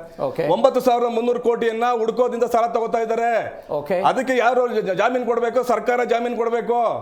ಇನ್ನು 5,000 ಕೋಟಿನ ರೈತರಿಂದ ತಗೊಳ್ಳೋಂಥದ್ದು, ಪರ್ಚೇಸರ್ ಇಂದ. ಇನ್ನ FER ಇಂದ 3,000 ಒಟ್ಟು ಸರ್ಕಾರ ಹೇಳಿದೆಲ್ಲ, ಅವ್ರು ಎಲ್ಲಿಂದ ಹಣ ತರಲಿ, ಏನೋ ಟೌನ್ಶಿಪ್ ಮಾಡಿ ಒಪ್ಪಿಕೊಳ್ಳುವಂತದ್ದೇ. ಸರ್ಕಾರ ಏನ್ ಹೇಳಿದೆ ಈ ವಿಚಾರದಲ್ಲಿ? ನಾವು ಯಾವುದೇ ರೈತರ ಭೂಮಿಯನ್ನ ಒಕ್ಕೆಲೆಬ್ಬಿಸಿ ಒತ್ತಾಯವಾಗಿ ಅವರಿಂದ ಭೂಮಿಯನ್ನ ಪಡೆದುಕೊಳ್ಳಲ್ಲ ಅಂತ DK ಶಿವಕುಮಾರ್ ಅವರು ಹೇಳಿದ್ದಾರೆ. ಹೇಳ್ತೀನಿ, ಅವ್ರು ಹೇಳಿರ್ಬೋದು. ಅದು ಮಾಡೋದು ಈಗ ಬಲವಂತವಾಗಿ ಭೂಮಿ ಹಾಕಿ ಹೇಳ್ಬೇಕು ಸರ್ ಇವರು. ಈಗ ಇದು ನಮ್ಮ ಪ್ರಶ್ನೆ ಬಂದಿರೋದು ದೊಡ್ಡ ಜಮೀನ್ದಾರ ಸಮಸ್ಯೆ ಅಲ್ಲ. ಈಗ ಯಾರೋ ಒಬ್ಬ ಡಾಕ್ಟರ್ ಇರ್ತಾನೆ, ಯಾರೋ ಒಬ್ಬ ಅಡ್ವೊಕೇಟ್ ಇರ್ತಾರೆ, ಯಾರೋ ಇನ್ನೊಬ್ಬರು ರಿಯಲ್ ಎಸ್ಟೇಟ್ ಮಾಫಿಯಾ ಇರ್ತಾರೆ. ಅವರು ಭೂಮಿಯನ್ನ ತೆಗೆದು ಖರೀದಿ ಮಾಡಿ ಇಟ್ಟಿದ್ದಾರೆ. ನೀವು ನೋಡಿರ್ಬೇಕು, ಮನೆ ಚೆಕ್ ಇಶ್ಯೂ ಮಾಡಿದ ಸಂದರ್ಭದಲ್ಲಿ ಒಬ್ರು ವೈದ್ಯ ದಂಪತಿ ಇದ್ರು. ಅದ್ರಲ್ಲಿ ಹೇಳ್ತಾರೆ, ನಾವು 5 ಎಕರೆ ನಾವು ಜಮೀನನ್ನು ನಾವು ತಗೊಂಡಿದ್ದೋ, ಮಾರ್ತಾ ಇದ್ದೀವಿ, 10 ಕೋಟಿ ಕೊಟ್ಟಿದ್ದಾರೆ, ನಾವು ಬೇರೆ ಕಡೆ ಹೋಗ್ತಾ ಇದೀವಿ ಅಂತ ಹೇಳಿ. ಅದು ಸಮಸ್ಯೆ ಅಲ್ಲ. ಅಲ್ಲಿ ಬೆಳೆಯುವ ತರಕಾರಿ ಬೆಳೆಯುವ ಸಮಸ್ಯೆ, ರೇಷ್ಮೆ ಬೆಳೆಯುವ ಸಮಸ್ಯೆ, ಅತಿ ಸಣ್ಣ ರೈತರ ಸಮಸ್ಯೆ, ಅವರ ತಂದೆ ತಾಯಿಗಳ ಸಮಾಧಿಗಳಿದಾವಲ್ಲಿ, ಅವರ ಪೂಜ್ಯ ಭಾವನೆಗಳಿದಾವೆ, ಅವರ ಸಂಸ್ಕಾರನೆಲ್ಲ ಅಡಗಿದೆ, ಅವರ ಬದುಕಿ ಅಡಗಿದೆ. ಅತಿ ವಿದ್ಯಾವಂತರು ಯಾರು ಹೆಚ್ಚು ವಿದ್ಯಾವಂತರಿಲ್ಲ. ಈ ಭೂಮಿ ಮಾರ್ಕೊಂಡು ಹೋಗ್ಬಿಟ್ಟು ನಾನೆಲ್ಲ ಬಂದು ಈಗ ಒಂದು ಕೆಲಸ ಮಾಡಬೇಕು ಅಂತಂದ್ರೆ ನನಗೆ ವಿದ್ಯೆ ಇರಬೇಕು. ನಿಮ್ಮ ವಾದ ಹಿಂಗೆ, ಅಲ್ಲಿರುವಂತಹ ಕೆಲವೊಂದಿಷ್ಟು ಜನ ಯಾರು ಕಡಿಮೆ ಭೂಮಿಯನ್ನು ಹೊಂದಿದ್ದಾರೆ ಅಂತ ನೀವೇನ್ ಹೇಳ್ತಾ ಇದ್ದೀರಿ? 80% ಭಾವನಾತ್ಮಕ ಸಂಬಂಧವನ್ನು ಹೊಂದಿದ್ದಾರೆ ಅಂತ ನೀವೇನ್ ಮಾತಾಡ್ತಾ ಇದ್ದೀರಿ? ಅವರದ್ದೇ ಕೆಲವೊಂದಿಷ್ಟು ಜನ ಹೇಳ್ತಾ ಇದ್ದಾರೆ, ನಾವು ಮದುವೆಗೋ ಬೇರೆ ಬೇರೆ ಕಾರಣಕ್ಕೋ ಮನೆ ಕಟ್ಟಲಿಕ್ಕೋ ಸಾಲ ಮಾಡಿಬಿಟ್ಟಿದ್ದೀವಿ, ಬ್ಯಾಂಕಿಗೆ ಇವತ್ತು ಬಡ್ಡಿ ಕಟ್ಟೋದಕ್ಕೆ ಆಗ್ತಾ ಇಲ್ಲ, ನಮಗೆ ಎಟ್ ಎ ಟೈಮ್ ಜಮೀನನ್ನ ಸಣ್ಣ ಪುಟ್ಟ 5 ಗುಂಟೆ 10 ಗುಂಟೆ ಮಾರ್ಕೊಳ್ಳಿಕ್ಕೆ ಅದೇನು ಸಮಸ್ಯೆ ಇಲ್ಲ ಸರ್. ಈ ಟೌನ್ಶಿಪ್ ಮಾರೋದ್ರಿಂದ ಸಂಪೂರ್ಣವಾಗಿ ಅವರು ಅಲ್ಲಿಂದ ನಾಶ ಆಯ್ತಾರೆ, ಹೊಟ್ಟೋಯ್ತಾರೆ ಅಲ್ಲಿಂದ. 2 ಗುಂಟೆ ಮಾರ್ಕೊಂಡು ಈಗ ಮಾರ್ಕೊಂಡಿಲ್ವಾ? ಈಗ ದೊಡ್ಡ ಜಮೀನ್ದಾರ ಆಗಿರೋ ಸಣ್ಣ ಜಮೀನ್ದಾರ ಆಗಿದ್ದಾನೆ ಕಾಲಾಂತರದಿಂದ. ಈಗ ಅನೇಕ ಕಾರಣದಿಂದ ಮದುವೆಗೋ ಮಂಜಿಗೋ ತಿಥಿಗೋ ಏನೋ ಮಾಡ್ಕೊಂಡಿದ್ದಾನೆ, ಅದನ್ನ ಯಾರು ಮಾಡಬೇಡಿ ಅಂತ ಹೇಳಿಲ್ಲ. ಆದ್ರೆ ಇಲ್ಲಿ ಬಂದಿರೋದೇನು ಅಂತಂದ್ರೆ, ಇಡೀ ಸಮಸ್ತ ರೈತರನ್ನ ಒಕ್ಕಲೆಬ್ಸುವಂತ ಕೆಲಸ ಮಾಡುವಂಥದ್ದು. ಅದು ಎಷ್ಟು 7,500 ಎಕರೆ ಜಮೀನನ್ನ ಅಲ್ಲಿಂದ ಪೂರ್ತಿ ಸಂಪೂರ್ಣವಾಗಿ ನಾವು ಮಾಡ್ಬೇಕು. ಇವಾಗ ಹೇಳ್ತಾರೆ, ಇಲ್ಲ ನಾವು ಭೂಮಿ ಕೊಡೋರ್ನ ಮಾತ್ರ ನಾವು ಇದು ಮಾಡ್ತೀವಿ, ಬಾಕಿ ನಾನು ಮಾಡಕ್ಕಲ್ಲ ಅಂತ ಸನ್ಮಾನ್ಯ ಮುಖ್ಯಮಂತ್ರಿ ಹೇಳ್ತಾರೆ. ಸುಳ್ಳೋದು. ಯಾವತ್ತು ಹೇಳಿಕೆ ಕೊಡ್ತಾರೆ, ಅವತ್ತೇ 3 ಗ್ರಾಮಗಳೇ ಪ್ರತ್ಯೇಕವಾಗಿ ಭೂಸ್ವಾಧೀನ. ಇದು ನಾಟಕ. ಇದು ಕಾಂಗ್ರೆಸ್ನವ್ರು ಮಾಡ್ತಾರೆ ನಾಟಕ. ಅದಾಯ್ತಲ್ವ ಸರ್? ಇದು ಕಾಂಗ್ರೆಸ್ನವರು ತಮ್ಮ ಹೈಕಮಾಂಡ್ಗೆ ಕಪ್ಪ ಕಾಣಿಕೆ ಕೊಡೋಕೋಸ್ಕರವಾಗಿ ಮಾಡ್ಕೊಂಡಿರೋ ಒಪ್ಪಂದ ಅಂತ ಹೇಳಿ ನೇರವಾಗಿ ಹೇಳ್ತಾ ಇದೀವಿ. ಇದರಲ್ಲಿ ಬಹಳ ಭ್ರಷ್ಟಾಚಾರ ಅಡಗಿದೆ. ಮಾನ್ಯ ಉಚ್ಚ ನ್ಯಾಯಾಲಯ ಇದಕ್ಕೆ ಈಗ ಮೊನ್ನೆ ನಾವು ಒಂದು ರೈತರ ಪರವಾಗಿ ಅರ್ಜಿ ಹಾಕಿದ ಸಂದರ್ಭದಲ್ಲಿ ಸರ್ ಹೇಳ್ತೀನಿ, ಅದಕ್ಕೆ ಇವರಿಗೆ ತುರ್ತು ನೋಟಿಸ್ ಅನ್ನು ಜಾರಿ ಮಾಡಿ ಸರ್ಕಾರಕ್ಕೆ. ಈ ಪ್ರಕರಣ ಮಾನ್ಯ ಉಚ್ಚ ನ್ಯಾಯಾಲಯದಲ್ಲಿ ನಿಂತಿದೆ. ಅವ್ರು ಅಂಡರ್ಟೇಕ್ ಮಾಡ್ಕೊಂಡಿದ್ದಾರೆ ಸರ್ಕಾರಿ ವಕೀಲರು, ನಾವಲ್ಲಿ ಏನು ಮಾಡೋದಿಲ್ಲ ಸದ್ಯಕ್ಕೆ ತಾತ್ಕಾಲಿಕವಾಗಿ ಅಂತ ಹೇಳಿ ಮಾಡಿದ್ದಾರೆ ಸರ್. ಹೌದು, ಬರ್ತೀನಿ. ಆ ವಿಚಾರ ಕೋರ್ಟ್ ವಿಚಾರಕ್ಕೆ ಮಾತನಾಡ್ತೀನಿ ಸರ್. ಶಶಿಧರ್ ಆರಾಧ್ಯ ಅವರೇ, ಮತ್ತೊಂದು ಪ್ರತಿಭಟನೆ, ಮತ್ತೊಂದು ಪಾದಯಾತ್ರೆ. ರೈತರ ಪರವಾಗಿ 2 ಪಾರ್ಟಿಗಳು ನಿಂತಿರೋದನ್ನು ನೋಡ್ತಾ ಇದ್ದೀವಿ.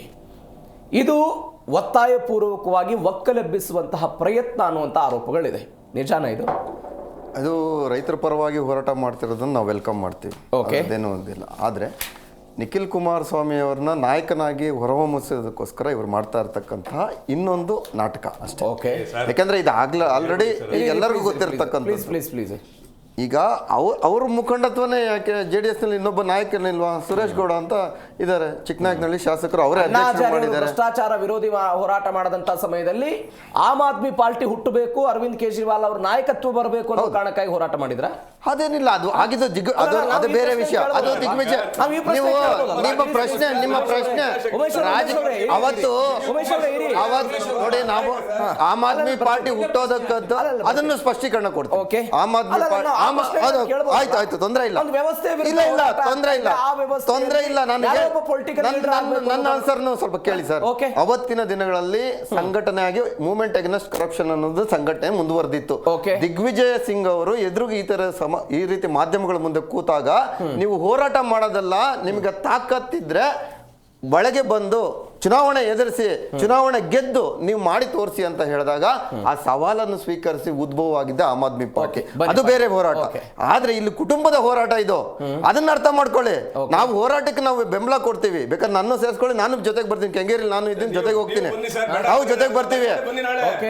ರೈತರಿಗೆ ಒಳ್ಳೇದಾಗೋದಿದೆ, ತೊಂದರೆ ಇಲ್ಲ. ಕಾಂಗ್ರೆಸ್ ಮಾಡ್ತಾ ಇರ್ತಕ್ಕಂಥ ಸರ್ಕಾರ ಮಾಡ್ತಾ ಇರೋದು ಅಕ್ಷಮ್ಯ ಅಪರಾಧ. ಯಾಕೆಂದ್ರೆ ಇಲ್ಲಿ ಲೇಔಟ್ಗಳ ಅವಶ್ಯಕತೆ ಇಲ್ಲ. ರುದ್ರದೇವರವರು ಹೇಳಿದ್ರು, ಬಿಜೆಪಿ ವಕ್ತಾರರು. ಈಗಾಗಲೇ ಕುಂಬಳಗೋಡ್ವರೆಗೂ ಆಲ್ರೆಡಿ ಸಾಕಷ್ಟು ಲೇಔಟ್ಗಳನ್ನು ಮಾಡಿದ್ದಾರೆ. ಎಲ್ರಿಗೂ ಮನೆ ಒಂದೊಂದಲ್ಲ ಎರಡೆರಡು ಮನೆ ಕೊಟ್ಟರು ಅಲ್ಲಿವರೆಗೂ ದಾಟೋದಿಲ್ಲ, ಅಲ್ಲಿವರೆಗೂ ಕೊಡ್ಬೋದು. ಶಿವರಾಮ್ ಕಾರಂತ್ ಹೊಸ ಲೇಔಟ್ ಮಾಡಿದ್ದೀರಾ. ಹೊಸ ಯೋಜನೆಗಳನ್ನು ತಗೊಂಡು ರಿಯಲ್ ಎಸ್ಟೇಟ್ ವ್ಯಾಪಾರಗಳು ಮಾಡೋಕೆ ಹೋಗಬೇಡಿ ಅನ್ನೋದು ನಮ್ಮ ವಾದ. ಇನ್ನೊಂದೇನೆಂದ್ರೆ, ಯಾವ JDS BJP ಇವತ್ತು ಹೋರಾಟಕ್ಕೆ ನಿಂತಿದೆ, ಅದೇ ಒಂದು ನೀಟ್ ವಿರುದ್ಧದ ಪ್ರಶ್ನೆ ಪತ್ರಿಕೆ ಸೋರಿಕೆ ವಿರುದ್ಧದ JDS ಸೊಲ್ಲೆತ್ತಲಿಲ್ಲ. ಅಲ್ಲಿ ಒಂದು ಪ್ರತಿಭಟನೆಗೆ ಯಾರು ಬರಲಿಲ್ಲ. ಪ್ರತಿಭಟನೆಗೆ ಮಾಡ್ತಾ ಇರೋದನ್ನ ಅವ್ರನ್ನ ಹತ್ತಿಕ್ಕೋದ ಪ್ರಯತ್ನ ಏನ್ ನಡೀತಾ ಇತ್ತು, ಅದಕ್ಕೆ ಬೆಂಬಲಿಸಿದ್ರೆ ಹೊರತು ಹತ್ತಿಕ್ಕೋದ್ರ ವಿರುದ್ಧ ಪರವಾಗಿ ಬೆಂಬಲಿಸಿದ್ರೆ ಹೊರತು ಅಲ್ಲಿ ಬಂದು ಏನು ಮಾಡಲಿಲ್ಲ. ವಿದ್ಯಾರ್ಥಿಗಳಿಗೆ ಬೆಂಬಲ ಕೊಡೋದಕ್ಕೆ JDS ಇಲ್ಲ. ಮತ್ತೆ ಈ ದೇಶದಲ್ಲಿ ಸುಮಾರು 94,000 ಸರ್ಕಾರಿ ಶಾಲೆಗಳು ಮುಚ್ಚಿದೆ. ಈ ಕರ್ನಾಟಕದಲ್ಲಿ ಸುಮಾರು 17,000ವರೆಗೂ ಮುಚ್ಚಿದೆ ಅಂತ ಹೇಳ್ತಾರೆ. ಅದ್ರ ವಿರುದ್ಧ JDS ಹೋರಾಟ ಇಲ್ಲ. ನನ್ನ ಪ್ರಶ್ನೆ ಕ್ಲಾರಿಟಿ ಕೊಟ್ಬಿಡಿ. ಯಾವ ಪಾರ್ಟಿ ಯಾವ ಹೋರಾಟವನ್ನು ಕೈಗೆತ್ತಿಕೊಳ್ಳಬೇಕು ಅಂತ ನೀವು ಸಜೆಸ್ಟ್ ಮಾಡೋದಾ? ನಾವು ಸಜೆಸ್ಟ್ ಮಾಡಲ್ಲ, ನೀವೆಲ್ಲ ಮಾಡಿ ಎಲ್ಲರ ಪರವಾಗಿ ನಿಲ್ಲಿ ಅಂತ ಹೇಳ್ತೀವಿ. ನೋಡಿ ಈಗ 9 ಹಳ್ಳಿ, ಇಡೀ ರಾಜ್ಯದಲ್ಲಿ 9 ಹಳ್ಳಿ ಮಾತ್ರ ಇಲ್ಲ, ಅವ್ರಿಗಾಗಿರೋದು ಅನ್ಯಾಯ ಇದೆ. ಅದನ್ನ ನಾವು ಹೋರಾಟ ಮಾಡೋಣ ಎಲ್ಲರೂ ಜೊತೆ. ಆದ್ರೆ ಇಲ್ಲ ಆಗ್ತಾ ಇರೋದು ಬೇರೆ ಅನ್ಯಾಯಗಳನ್ನ ಖಂಡಿಸ್ಬೇಕಲ್ವಾ? ಈಗ 2 ತಿಂಗಳಿಂದ ಸುಮ್ಮನೆ ಇದ್ರು. ಹೈಕೋರ್ಟ್ ಅಲ್ಲಿ ಇವರೇ ಹೇಳಿದ್ರು ಹೈಕೋರ್ಟ್ ಅಲ್ಲಿ ಈಗ ವಾದ ಇದೆ ಅಂತ. ಅದು ಹೈಕೋರ್ಟ್ ತೀರ್ಪು ಬರೋವರೆಗೂ ಸುಮ್ಮನೆ ಇರ್ಬೋದಲ್ಲ. ಬೇರೆ ಇವತ್ತು ಬೆಳೆ ಹಾನಿಯಾಗಿದೆ. ಮಾಹಿತಿಗಾಗಿ ಅವ್ರು ಹಿಂದೆನೆ ಹೋರಾಟ ಮಾಡಬೇಕಾಗಿತ್ತು. ಅವರ ಕುಟುಂಬದಲ್ಲಿ ಬೇರೆ ಏನೋ ಘಟನೆ. ಹೌದೌದು, ನಾವು ಅದ್ರ ಬಗ್ಗೆ ಮಾತಾಡೋಣ. ಅದ್ರ ಬಗ್ಗೆ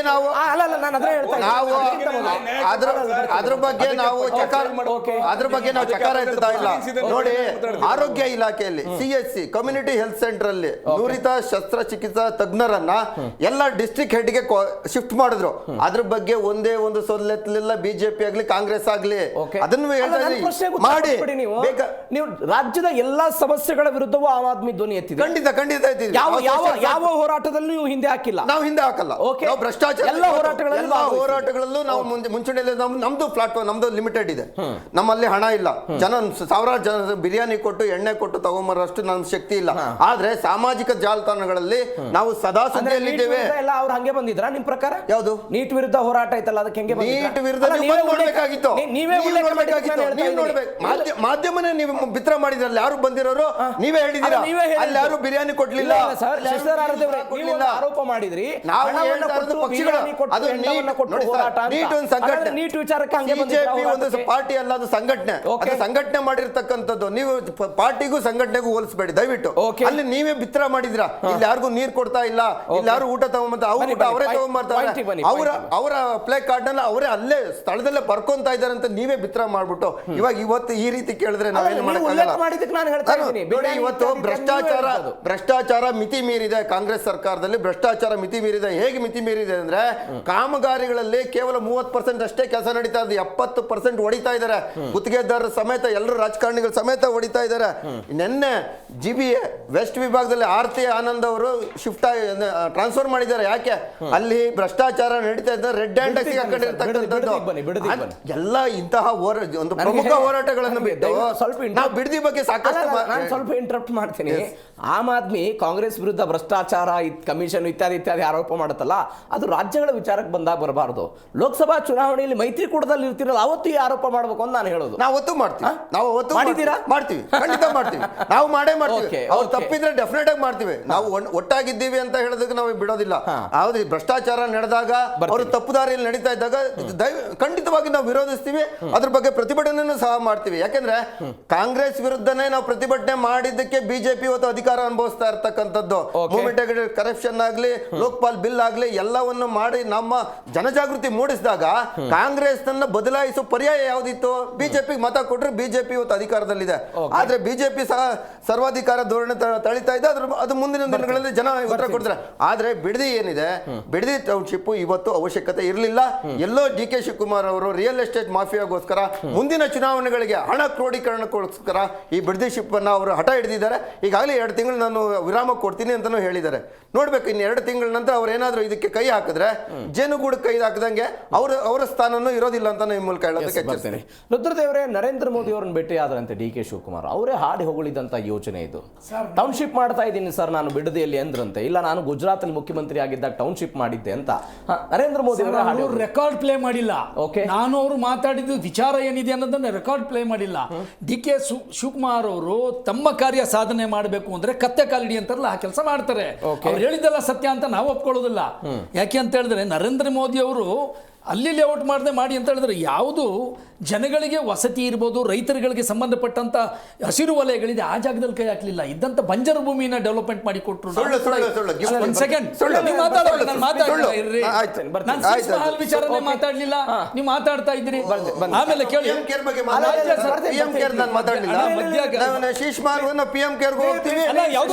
ನಾನು ಉತ್ತರ ಕೊಡ್ಲಿಕ್ಕೆ ತಯಾರಿದ್ದೀನಿ. ಏನೇ ವಿಚಾರ ಮಾಡಿದ್ರೆ ಮಾತಾಡ್ಬೇಕು. ಕನ್ನಡಿ ಇದ್ದಂಗೆ ನಾವು ಮಾತಾಡ್ತೀವಿ. ನೋಡಿ ಸರ್, ರಾಜ್ಯ ಸರ್ಕಾರ ನಿಮಗೆ ಈಗ ತಾನೇ ಮಾತಾಡಿದ್ರಿ, ಇವತ್ತು ಒಂದು ಸಮಿತಿ ರಚನೆ ಮಾಡ್ತೀನಿ, ಅಲ್ಲಿ ಆಗು ಹೋಗುಗಳ ಬಗ್ಗೆ, ರೈತರ ಬಗ್ಗೆ ಪರಿಶೀಲನೆ ಮಾಡ್ತೀನಿ ಅಂತ ಹೇಳಿ ಬೆಳಿಗ್ಗೆ 11-12 ಗಂಟೆಗೆ ಸನ್ಮಾನ್ಯ ಡಿ ಕೆ ಶಿವಕುಮಾರ್ ಅವರು ಪತ್ರಿಕಾಗೋಷ್ಠಿ ಮಾಡ್ತಾರೆ. ಸಾಯಂಕಾಲ 6 ಗಂಟೆಗೆ 6-1 ಹೊಡಿಸ್ತಾರೆ.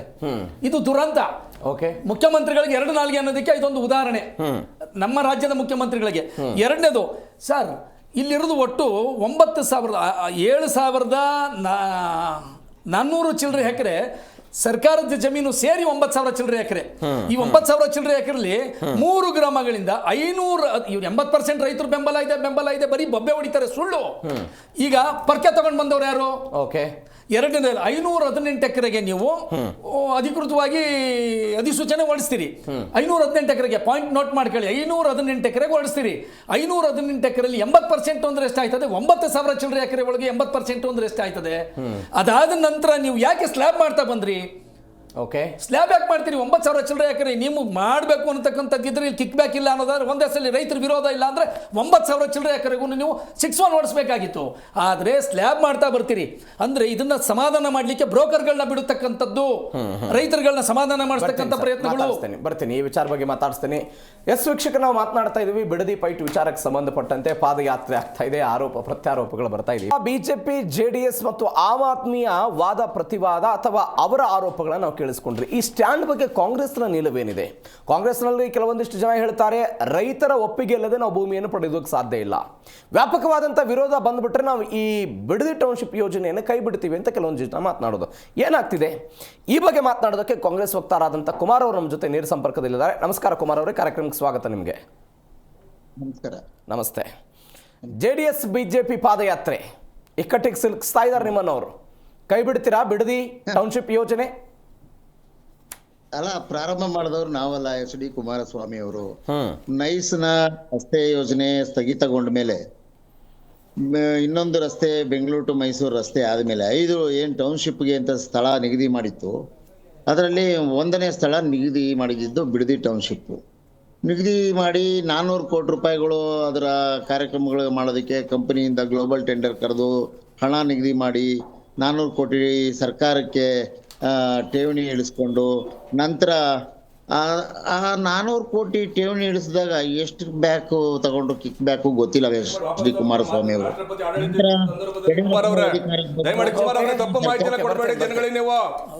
ಬರ್ತೇನೆ ಸರ್ಕಾರಕ್ಕೆ ಟೆಂಡರ್ ಆದಾಗ ರಾಜ್ಯಪಾಲರು ಇದ್ರು ಸರ್. ಬರ್ತೇನೆ ಅದು ಮಾಹಿತಿ ಆ 400 ಕೋಟಿ ದುಡ್ಡು ಅವಾಗ ಯಾಕೆ ಬಂತು ಇದು ಯಡಿಯೂರಪ್ಪನವ್ರಿಗೆ 400 ಕೋಟಿಯಲ್ಲಿ ಈ ಎರಡೂ ಪಕ್ಷಗಳು ಈಗ ಪಾದಯಾತ್ರೆ ಎಲ್ಲ ಮಾಡ್ತಾ ಇರೋದು ಆ 400 ಕೋಟಿ ವ್ಯವಹಾರ ಐತಲ್ಲ ಬಿಡದಿ ಟೌನ್ಶಿಪ್ ಹೆಸರಿನಲ್ಲಿ ಆ 400 ಕೋಟಿ ವ್ಯವಹಾರದಲ್ಲಿ ಸಿಕ್ಕಾಕೊಂಡ್ಬಿಡ್ತೀವಿ ಅಂತ ಹೇಳಿ ಅದರ ಪ್ರಾಯಶ್ಚಿತ ಯಾತ್ರೆ ಇವತ್ತು ಮಾಡ್ತಾ ಇರೋದು ಎರಡೂ ಪಕ್ಷದವರು. ಅಲ್ಲಿ ಕುಮಾರಸ್ವಾಮಿ ನಿಖಿಲ್ ಕುಮಾರಸ್ವಾಮಿ ಕೈ ಹಿಡ್ಕೊಂಡು ಪಾದಯಾತ್ರೆ ಮಾಡ್ತಿದ್ದಾರೆ, ಇಲ್ಲಿ ಯಡಿಯೂರಪ್ಪ ವಿಜೇಂದ್ರ ಅವ್ರ ಕೈ ಹಿಡ್ಕೊಂಡು ಇದು ಪಾದಯಾತ್ರೆ ಮಾಡ್ತಿದ್ದಾರೆ ಅಷ್ಟೇ. ಅಲ್ಲಿ ನೀವು ರಾಜಕೀಯ ಹೋರಾಟ ಕೈ ಬಿಟ್ಟುಬಿಡಿ, ರೈತರೆಲ್ಲ ಹೇಳ್ತಾ ಇದಾರೆ ನಾವು ನಮ್ಮ ಭೂಮಿ ಕೊಡಲ್ಲ ಅಂತ. ನೀವು ಬಿಜೆಪಿ ಜೆಡಿಎಸ್ ಕೈ ಬಿಟ್ಟುಬಿಡಿ, ಸೇರ್ಕೊಂಡಿದ್ದಾರೆ.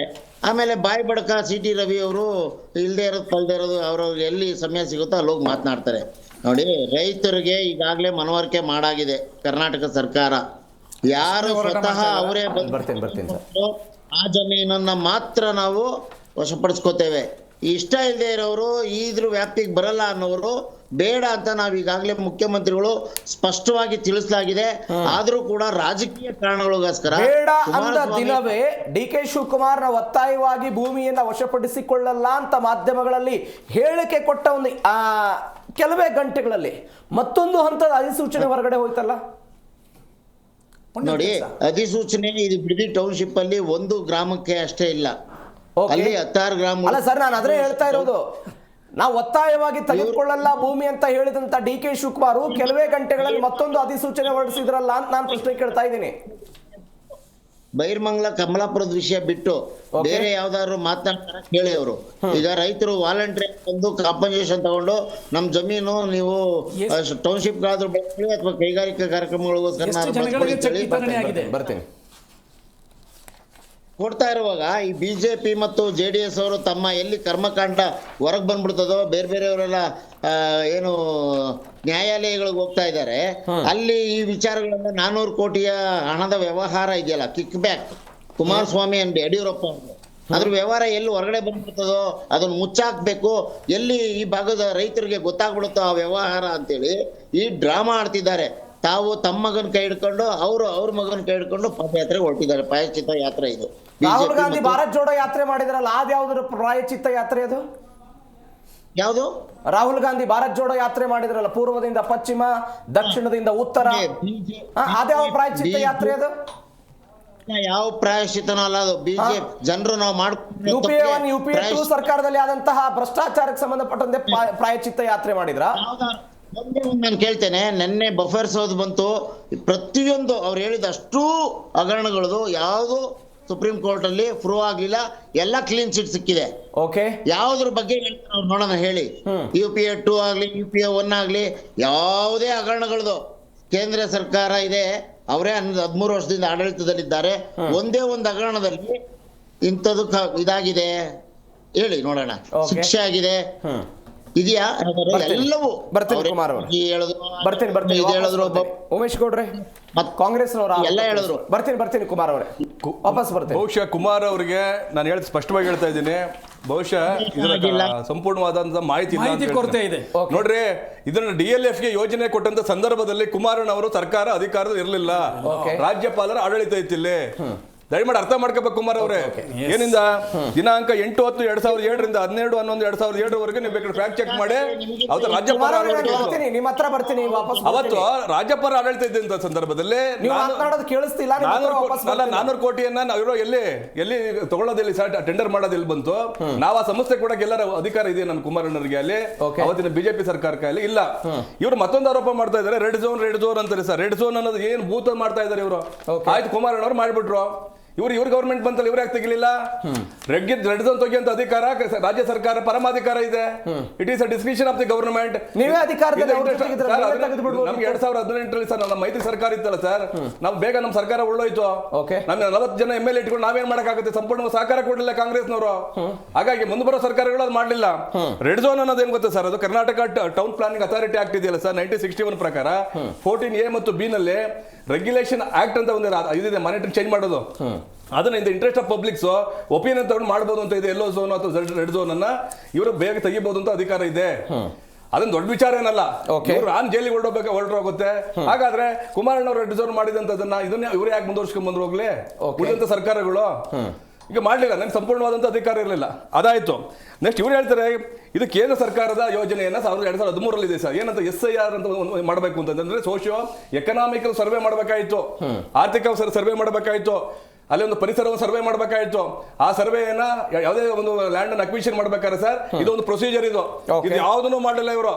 ಆ ಕಾಯ್ದೆನ ಉಲ್ಲಂಘಿಸಿ ಕೂಡ ಆಕ್ಟ್ ಅಂತ ಕರ್ನಾಟಕ ಅರ್ಬನ್ ಡೆವಲಪ್ಮೆಂಟ್ ಆಕ್ಟ್ ಅಂತ ಒಂದು ಡಿಬೇಟ್ ಮಾಡ್ಕೊಂಡು Karnataka Bangalore greater authority act ತಗೊಂಡ್ಬಂದು ಈ ನಡುವೆ ಇದನ್ನ ಈ ಒಂದು ಏನೋ ಈಗ ಆಗಿರೋ ಬೆಳವಣಿಗೆಗೆ ಬನ್ನಿ. ಕೋರ್ಟ್ ಅಲ್ಲಿ ಏನಾಯ್ತು ಈ ಪ್ರಕರಣ? ಕೋರ್ಟ್ ಅಲ್ಲಿ ನಾವು ರೈತರು ಹಾಕಿದ್ದಾರೆ ಈಗ ಎಮರ್ಜೆಂಟ್ ನೋಟಿಸ್ ಇಶ್ಯೂ ಮಾಡಿದ್ದಾರೆ. ಸರ್ಕಾರ ಅದರಲ್ಲಿ ಅಂಡರ್ಟೇಕ್ ಮಾಡ್ಕೊಂಡಿದೆ. ಅಂಡರ್ಟೇಕ್ ಅಂದ್ರೆ ನಾವು ಮುಂದಿನ ಆದೇಶದವರೆಗೆ ನಾವೇನು ಮಾಡೋದಿಲ್ಲ. ನಾವು ನಮ್ಮ ಭೂಸ್ವಾಧೀನಿಗೆ ಸಂಬಂಧಪಟ್ಟಂತೆ ಕಾಯ್ದೆ ಅನ್ವಯ ಪರಿಹಾರದ ಮೊತ್ತವನ್ನು ಸಂಪೂರ್ಣವಾಗಿ ನಿರ್ಧರಿಸಿ ತೀರ್ಪು ಮಾಡಬೇಕಾಯ್ತು. ಆಮೇಲೆ ಸನ್ಮಾನ್ಯ ನಿವೃತ್ತ ನ್ಯಾಯಮೂರ್ತಿ ಆದಂತ ಸುಪ್ರೀಂ ಕೋರ್ಟ್ ನಮ್ಮ ಗೋಪಾಲ್ ಗೌಡ್ರ ನೇತೃತ್ವದ ಜನತಾ ನ್ಯಾಯಾಲಯ ಅಂತ ಮಾಡ್ತಾರೆ ಸರ್. ಆದ್ರೆ ಎಲ್ಲವನ್ನು ಪರಿಷ್ಕರಣೆ ಓಪನ್ ಕೋರ್ಟ್ ಅದು. Court in the not established by the court, but it is a open court. They have conducted inquiry in front of the peoples, common peoples and farmers. ಅಲ್ಲಿ ಎಲ್ಲ ವ್ಯಕ್ತಪಡಿಸ್ತಾರೆ ಏನಂತ ಹೌದು ಈ ತರ ನಮಗೆ ನೋವಾಗಿದೆ. ಆ ಒಂದು ರಿಪೋರ್ಟ್ ಸಹ ಇದು ವಿರುದ್ಧವಾಗಿದೆ ಸರ್, ಮಾಡಬಾರದು ಅಂತ ಇದೆ. ಸೊ ಅಲ್ಲಿ ಈಗ ನಾವು ಹೇಳಿದ್ರು, ನಮ್ಮ ಸ್ನೇಹಿತರು ಹೇಳಿದ್ರು, ಈಗ ಅಲ್ಲಿ ಕೇವಲ ಒಂದು ಬಿಡದಿ ಯೋಜನೆ ಮಾಡೋದ್ರಿಂದ ಇದು ಎಲ್ಲ ಬೆಂಗಳೂರಿನ ಎಲ್ಲ ಒತ್ತಡಗಳು ಕಡಿಮೆ ಆಗಲ್ಲ. ಈಗ ನಮ್ಮ ಸ್ನೇಹಿತರು ಹೇಳಿದ್ರು, ಅಮ್ಮಾದ್ಮಿ ಅವರು, ನಮ್ಮ ಆರಾಧ್ಯ ಅವರು ಏನಂತ, ಈಗ ಆಲ್ರೆಡಿ ಈಗ ಶಿವರಾಮ್ ಕಾರಂತ ಲೇಟಲ್ಲಿ ಬಡಾವಣೆಗಳಿದೆ, ಬಡಾವಣೆಯಲ್ಲಿ ಸಾಕಷ್ಟು ಸೈಟ್ಗಳಿವೆ, ಸೂರ್ಯ ಸಿಟಿಲಿದೆ, ಕೆಂಪೇಗೌಡ ಸಿಟಿಲಿದೆ. ಇವರು ಅಲ್ಲಿಗೆ ಸಮರ್ಪಕ ತುಂಬೋದು ಬಿಟ್ಬಿಟ್ಟು ಈಗ ಇದನ್ನ ಮಾಡಕ್ ಹೊರಟಿದ್ದಾರೆ. ಇದು ಮಾಡೋ ಉದ್ದೇಶ ಅರ್ಥನೇ ಇಲ್ಲ ಇದ್ರಲ್ಲಿಗೆ. ಈಗ ನಾನು ಹೇಳ್ತಾ ಇರೋದು 2500 ಎಕರೆ ಜಮೀನು, ಗೋಮಾಳ ಜಮೀನು ಸರ್ಕಾರಿ ಜಾಗ ಇತ್ತು ಸರ್. ಯಾವಾಗ ಕುಮಾರಣ್ಣವ್ರ ಸರ್ಕಾರ ಇದು ನೋಟಿಫಿಕೇಶನ್ ಹೊಡಿಸಂತ ಸಂದರ್ಭದಲ್ಲಿ 2006ರಲ್ಲಿ. ಈಗ ಎಷ್ಟು ಬಂದಿದೆ ಸರ್ಕಾರಿ ಜಾಗಲ್ಲಿ ನಿಮ್ಗೆ ಗೊತ್ತಿರ್ಬೇಕು ಸರ್, 600 ಇಂದ 800 ಎಕರೆ ಮಾತ್ರ ಉಳಿದಿದೆ. ಇನ್ನು ಉಳಿದಿರೋದು 1000 ಎಕರೆ ಜಮೀನು ಏನಾಯ್ತು, ಬೇರೆ ಬೇರೆ ಮಾರ್ಗದಿಂದ ಅದನ್ನ ಬೇರೆ ಬೇರೆ ವರ್ಗಾವಣೆ ಮಾಡಿದ್ದಾರೆ ಸರ್ಕಾರದಿಂದ. ಹೌದು, ಅದು ಇದು ಯಾರಿಗೆ ಬೆನಿಫಿಟ್ ಆಯ್ತೈತೆ ಅಂತಂದ್ರೆ ಇದು ದಲ್ಲಾಳಿಗಳಿಗೆ ಬೆನಿಫಿಟ್ ಆಗುವಂತ ವ್ಯವಸ್ಥೆಯನ್ನು ಮಾಡಕ್ ಹೊರಟಿದ್ದಾರೆ. ಆಮೇಲೆ ಆಯ್ತು, ಈಗ ನಾವು ಇದನ್ನ ಮುಂದುವರಿಸಬಾರದು ಅಂತಲೇ ನಾವು ಹೇಳ್ತಾ ಇರೋದು. ಇವ್ರು ಹೇಳ್ತಾರೆ ನಾವಲ್ಲಿ ಅಭಿವೃದ್ಧಿ ಮಾಡಿ 50-50 ರೇಷಿಯೋ ಬರ್ತಾರೆ ಜನ ಅಂತೇಳಿ. ಈಗ ಇವ್ರು ಹೇಳಿ 10 ಗುಂಟೆ ತಗೊಂಡು ಏನ್ ಮಾಡ್ತಾನೆ ಅವನು, 20 ಗುಂಟೆ ತಗೊಂಡು ಏನ್ ಮಾಡ್ತಾನೆ, ಒಂದು ಮನೆ 4 ಜನ ಇದ್ರೆ. ಇಲ್ಲಿ ನಮ್ಮ ಸ್ನೇಹಿತರು ಹೇಳಿದ್ರು ಈ ಸರ್ ನೋಡಿ ಸರ್ 800 ಅಂದ್ರೆ ಸುಮಾರು ಸರ್ 7481 ಎಕರೆ ಜಮೀನನ್ನು ಇವರು ವಶಪಡಿಸ್ಕೊಂಡು ಹೊರಟಿರೋದು ಈಗ ಈ ಪ್ರಾರಂಭದಲ್ಲಿ. ಆಮೇಲೆ ಇನ್ನು ಉಳಿದಿರುವಂತಹ ಜಮೀನುಗಳು ಇಲ್ಲಿ 80% ರೈತ ಇದ್ದಾರೆ ಸರ್. ಈಗ ವಶಪಡಿಸ್ಕೊಂಡಿರುವಂತ 3 ಗ್ರಾಮಗಳಲ್ಲಿ ಸುಮಾರು 500 ಜನ ಅತಿ ಸಣ್ಣ ರೈತರು ಇದ್ದಾರೆ. ಜಾಸ್ತಿ ಇದ್ದಾರೆ ಆಯ್ತಾ, ಇದ್ದಾರೆ 3 ಗ್ರಾಮದಿಂದ. ಆಮೇಲೆ ಅಲ್ಲಿ 10 ಲಕ್ಷ ಮರಗಳ ಹಾನಿ ಹನನ ಆಯ್ತಾವೆ, ಸಂಪೂರ್ಣವಾಗಿ ಅಲ್ಲಿನ ಇಡೀ ಎಕೋಸಿಸ್ಟಮ್ ಹಾಳು ಮಾಡಕ್ ಕೊಟ್ಟಿದೆ. ಈಗ ಯಾವುದೇ ಎಕೋಸಿಸ್ಟಮ್ ಪರಿಸರ ಮತ್ತು ಅವಾಗಲೇ ಅವರು ಕೂಡ ಉಲ್ಲೇಖ ಮಾಡಿದ್ರು, ಪರಿಸರ ಹಾನಿಯಾಗುತ್ತೆ, ಬೇರೆ ಬೇರೆ ಕಾರಣಕ್ಕೆ ಫಲವತ್ತಾದ ಭೂಮಿ ಹೋಗುತ್ತೆ ಅಂತ ಹೇಳಿದ್ರೆ ಇವತ್ತು ಇಡೀ ದೇಶದಲ್ಲಿ ರಾಷ್ಟ್ರೀಯ ಹೆದ್ದಾರಿಗಳೇ ಇರ್ತಿರ್ಲಿಲ್ಲ ಸರ್. ಸರ್ ಈಗ ಪರಿಸರ ಹಾನಿ ಆಗುತ್ತೆ, ಗಿಡಮರಗಳ ಹಾನಿ ಆಗುತ್ತೆ, ಸಾರ್ವಜನಿಕ ಸೌಲಭ್ಯಕ್ಕೆ ಅನುಗುಣವಾಗಿ ಇಡೀ ದೇಶದಾದ್ಯಂತ ಅಟಲ್ ಬಿಹಾರಿ ವಾಜಪೇಯಿ ರಾಷ್ಟ್ರೀಯ ಹೆದ್ದಾರಿಗಳ ನಿರ್ಮಾಣ ಯಾವುದು ಕೂಡ ಆಗ್ತಿರ್ಲಿಲ್ಲ. ಸರ್ ಈಗ 1,19,000 ಎಕರೆಯನ್ನ ಈ ಉದ್ದೇಶಕ್ಕೋಸ್ಕರ ಕರ್ನಾಟಕದಲ್ಲಿ ಇಂದಿನ ಸರ್ಕಾರಗಳು ವಶಪಡಿಸಿಕೊಂಡಿದ್ದಾವೆ ರೈತರಿಂದ. ಅಲ್ಲಿ ಅಭಿವೃದ್ಧಿ ಮಾಡ್ಲಿ ಇವರು. ಆ ಜಮೀನುಗಳನ್ನ ಖಾಲಿ ಬಿಟ್ಟು ಈಗ ಬಿಡದಿ ಯೋಜನೆ ಯಾಕೆ ಬೇಕು ಇವ್ರಿಗೆ? ಇವರು ಬಿಡದಿ ಯೋಜನೆ ದಟ್ಟಣೆ ಕಡಿಮೆ ಮಾಡಿದ್ರೆ ಪರ್ಯಾಯ ಮಾರ್ಗವನ್ನು ಹುಡುಕ್ಲಿ. ಟ್ರಾಫಿಕ್ ಸಮಸ್ಯೆ ಇದೆ, ಫೆರಿಫೆರಲ್ ರಿಂಗ್ ರೋಡ್ ಮಾಡಲಿ, ಸ್ವಾಗತ ಮಾಡ್ತೀವಿ. ಈ ಫೆರಿಫೆರಲ್ ರಿಂಗ್ ರೋಡ್ 1800 ಕೋಟಿ ಯೋಜನೆಯನ್ನ ಕುಮಾರಣ್ಣವರು ಮಾಡಿದಾಗ ಈಗ ಅದು ಎಷ್ಟು ನಿಂತ 19,000 ಕೋಟಿ ಬಂದ ನಿಂತದ್ದು. ಈ ಯೋಜನೆ ಇನ್ನೂ ಪೂರ್ಣಗೊಂಡಿಲ್ಲ. ಈ ರೀತಿ ವೈಫಲ್ಯಗಳನ್ನ ಕಾಂಗ್ರೆಸ್ ಸರ್ಕಾರದಲ್ಲಿ ಕಾಣ್ತಾ ಇದ್ದೀವಿ ಸರ್. ನಾನು ಅವಾಗಲೇ ಇವರು ಬಿಜೆಪಿ ಅವರು ಒಂದು ಉಲ್ಲೇಖ ಮಾಡಿದ್ದಕ್ಕೆ ಯಾವುದು ಬರಡು ಭೂಮಿಯಲ್ಲಿ ಮಾಡಿಲ್ಲ, ಫಲವತ್ತಾದ ಭೂಮಿಯಲ್ಲಿ ಮಾಡಿದ್ದಾರೆ. ನಾನು ಅದೇ ಪ್ರಶ್ನೆ ನಿಮಗೆ ಕೇಳ್ತೇನೆ. ಈಗ ನಾವು ಫಲವತ್ತಾದ ಭೂಮಿ, ಬರಡು ಭೂಮಿ ಇತ್ಯಾದಿ ಅಂತ ವಿಂಗಡಣೆ ಮಾಡ್ಕೊಳ್ತಾ ಹೋಗೋದಾದ್ರೆ ಸಹಜವಾಗಿ ಅಭಿವೃದ್ಧಿ ಆಗಲ್ಲ. ನಿಮಗೊಂದು ಬೆಸ್ಟ್ ಎಕ್ಸಾಂಪಲ್ಲು, ಹುಬ್ಬಳ್ಳಿಯಿಂದ ಅಂಕೋಲಾಕ್ಕೆ ರೈಲು ಮಾರ್ಗ ಆಗಬೇಕು ಅಂತ 1998ರಿಂದಲೂ ಕೂಡ ಪ್ರಸ್ತಾವನೆ ಇರೋದು. ಅಲ್ಲಿ ಸರಿಸುಮಾರು ಎಷ್ಟು ಎಕರೆ ಭೂಮಿಯಲ್ಲಿ ಅರಣ್ಯ ಪ್ರದೇಶದಲ್ಲಿ ರೈಲು ಟ್ರ್ಯಾಕ್ ಹೋಗುತ್ತೆ ಅಂತ ಅವತ್ತು ಇದ್ದಿದ್ದಂತಹ ಅಂದಾಜು ವೆಚ್ಚಕ್ಕಿಂತಲೂ ಕೂಡ ಇವತ್ತು ಸಾವಿರಾರು ಕೋಟಿ ರೂಪಾಯಿ ಹೆಚ್ಚಾಗಿದ್ದನ್ನು ನಾವು ನೋಡ್ತಾ ಇದ್ದೀವಿ. ಇದು ಗಮನಾರ್ಹ ಸಂಗತಿ. ಈಗ ನೋಡಿ, ಆ ಯೋಜನೆಗಳು ಬೇರೆ. ನೀವು ರೈಲ್ವೆ ಟ್ರ್ಯಾಕ್ ಎಷ್ಟು ತಗೋತೀರಾ? ರೈಲ್ವೆ ಟ್ರ್ಯಾಕ್ ಒಂದು 100 ಅಡಿ ರೈಲ್ವೆ ಟ್ರ್ಯಾಕ್ ತಗೋಬೋದಾ ಮ್ಯಾಕ್ಸಿಮಮ್ ಮ್ಯಾಕ್ಸ್ ಟು ಮ್ಯಾಕ್ಸ್ 100 ಅಡಿ ಇಂಟು ಎಷ್ಟು ಹೋಗುತ್ತೋ ಅಷ್ಟು. ಉಳಿದಿದ್ದ ಜಾಗ ಅಂತೂ ರೈತರಿಗೆ ಸಿಗುತ್ತೆ. ಅಲ್ಲಿ ಪರಿಸರ ಹಾನಿ ಅಂತೂ ಆಗುತ್ತೆ. ಆ 100 ಅಡಿ ಜಾಗದಲ್ಲಿ ಹಾನಿ ಆಗುತ್ತೆ. ಅದ್ರ ಪಕ್ಕದಲ್ಲಿ ಇರ್ತಕ್ಕಂಥ ಅರಣ್ಯ ಪ್ರದೇಶದ ಇನ್ನಷ್ಟು ಅರಣ್ಯ ನಾವು ಬೆಳೆಸುವಂತ ಒಂದು ಕೆಲಸ ಮಾಡಬಹುದು. ಆದ್ರೆ ಇಲ್ಲಿ ಆ ರೀತಿ ಆಗುತ್ತಾ? ಇದು ಲೇಔಟ್ ಅಂದ್ಮೇಲೆ ಕಾಂಕ್ರೀಟ್ ಫೀಲ್ಡ್ ಆಗುತ್ತೆ. ಕಾಂಕ್ರೀಟ್ ಫೀಲ್ಡ್ ಆದ್ಮೇಲೆ ಇಲ್ಲಿ ಏನು ಬರೋದಿಲ್ಲ. ಈ ಎಕೋಸಿಸ್ಟಮ್ ಈಗಾಗಲೇ ಗ್ಲೋಬಲ್ ವಾರ್ಮಿಂಗ್ ಅಂತ ಎಲ್ಲ ನಾವು ಬಾಯ್ ಬಡ್ಕೋತಾ ಇದ್ದೀವಿ. ಎಲ್ಲಾ ಕಡೆ ಐಸ್ ಕರಗ್ತಾ ಇದೆ. 15 ಲಕ್ಷ ಗಿಡ ನೆಟ್ರಲ್ಲ ಸರ್ ಬೆಂಗಳೂರಲ್ಲಿ. ಎಲ್ಲಿ ನೀರೇ ಹಾಕ್ತಾ ಇಲ್ವಲ್ಲ ಸರ್? ನೀವೇ ತೋರಿಸಿದ್ರಲ್ಲ ನೀರ್ ಹಾಕ್ತಿಲ್ಲ ಅಂತ.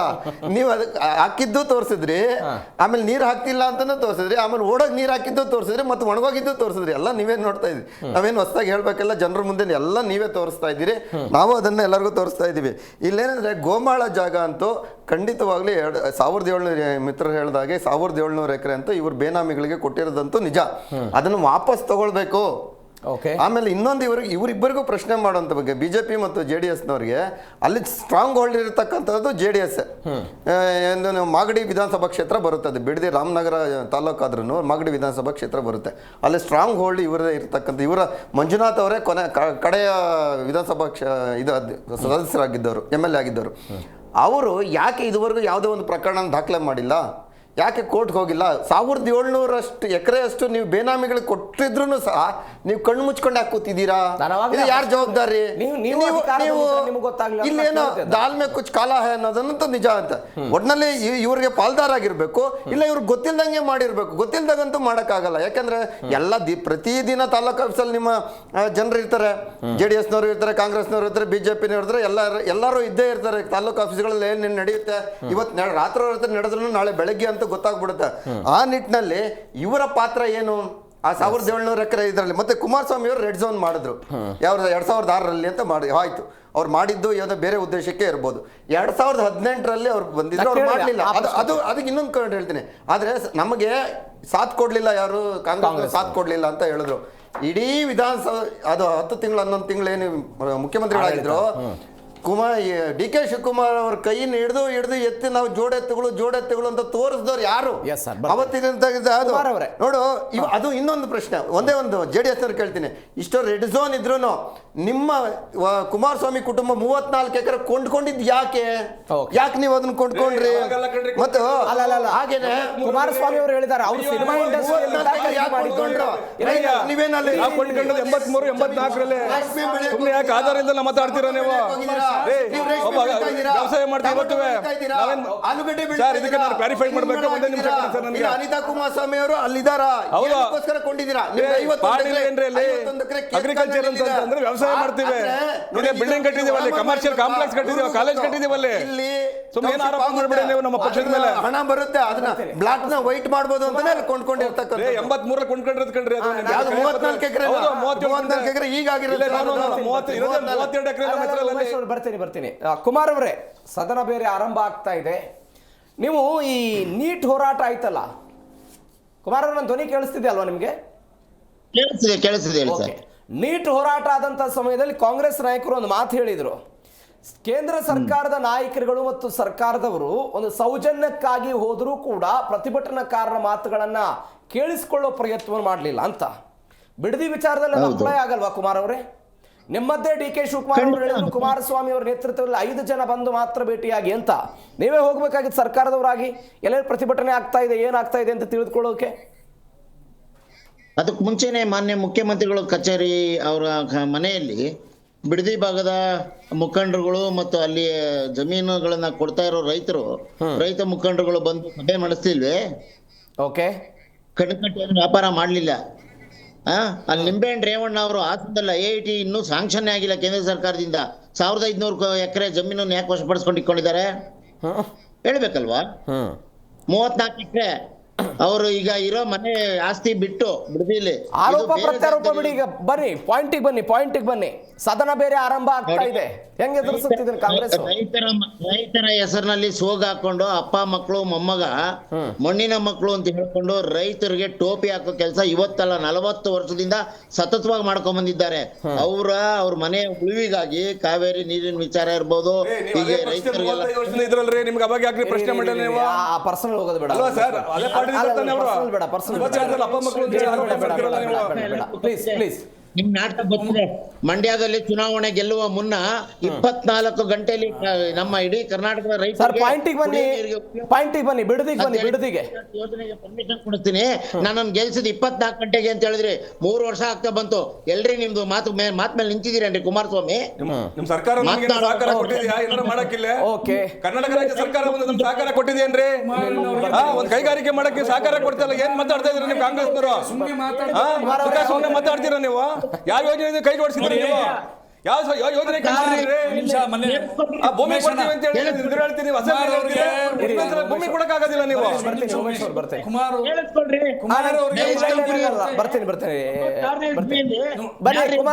ಮುಖ್ಯಮಂತ್ರಿಗಳು ಹೆಂಗ್ರಿ ನೀವು ಅಲ್ಲೇ ಇದ್ ಮಾಡ್ಕೊಂಡ್ರಿ, MOU ಮಾಡ್ಕೊಂಡು ನೈಸ್ ಕಂಪ್ನಿ ಜೊತೆ ವ್ಯವಹಾರ ಕುದುರಿಸಿದ್ದೀರಿ. ನೈಸ್ ಕಂಪ್ನಿ ಟೋಲ್ ಅನ್ನ ಸಂಗ್ರಹ ಮಾಡಬಾರ್ದು ಅಂತ ಕೋರ್ಟ್ ನ ಆದೇಶ ಇದೆ. ಯಾಕೆ ಈಗ ಇವತ್ತಿನ ತನಕವೂ ಕೂಡ ಅಲ್ಲಿ ಟೋಲ್ ಅನ್ನು ಸಂಗ್ರಹ ಆಗ್ತಾ ಇದೆ? ಯಾಕೆ ಟೋಲ್ ಸಂಗ್ರಹ ಆಗುತ್ತಲ್ಲ? ಹಾಗಾದ್ರೆ 20,000 ಎಕರೆ ರೈತರ ಜಮೀನನ್ನ ಯಾಕೆ ಟೋಲ್ ಸಂಗ್ರಹ ಆಗುತ್ತೆ ಕುಮಾರ್ ಅವರೇ? ನೋಡಿ ಸರ್ಕಾರ ಇವತ್ತಿಗೆ ನೋಡಿ ಕಾಂಗ್ರೆಸ್ ವಕ್ತಾರ ಕುಮಾರಣ್ಣವರೇ ಕೇಳಿ, ನಿಮಗೆ ಬಿಡದಿ ವಿಚಾರದಲ್ಲಿ ಮಾಹಿತಿ ಕೊರತೆ ಇದೆ. ಹೇಗೆ ಅಂತ ಕೇಳಿ, ಒಂದ್ ನಿಮಿಷ ಕೇಳೋಣ.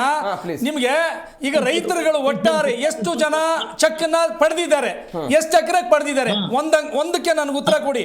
ಎರಡನೇದು, ನೀವು ಹೇಳ್ತಾ ಇದ್ರಿ, ಒಂದ್ ನಿಮಿಷ ಕೇಳಿ ಸರ್, ಏನೇನೋ ಮಾತಾಡಬೇಡಿ, ದಯವಿಟ್ಟು ಕೇಳ್ರಿ. DRF ಟೆಂಡರ್ ಕರೆದಂತ ಸಂದರ್ಭದಲ್ಲಿ ಕುಮಾರಸ್ವಾಮಿ ಅವ್ರ ಸರ್ಕಾರ ಇತ್ತ, ಯಡಿಯೂರಪ್ಪನವ್ರ ಆಡಳಿತ ನಡೆಸ್ತಾ ಇದ್ರ ಅಥವಾ ಕೇಳ್ರಿ ರಾಜ್ಯಪಾಲ ಸುಮ್ಮನೆ ಜಪದಲ್ಲಿ ಕಲ್ಲಾಕಿ ಅಲ್ಲಾಡಿಸುತ್ತ ಶಬ್ದ ವೈಫಲ್ಯ ಮಾಡಬೇಡ್ರಿ ನೀವು. ನೇರವಾಗಿ ವಿಚಾರಕ್ಕೆ ಬಂದ್ರಿ ನೀವು. ನೋಡಿ ಕುಮಾರಣ್ಣ, DRF ಟೆಂಡರ್ ಕರೆದದ್ದು ಯಾರು, ಯಾರಿಗೆ ಆಯ್ತು ಟೆಂಡರ್, ವಾಪಸ್ ಯಾಕೆ ತಗೊಂಡ್ರು? ರೈತ ವಿರೋಧ ಕಂಡು ಬಂತು, ಯಡಿಯೂರಪ್ಪನವ್ರು ವಾಪಸ್ ತಗೊಂಡ್ರು.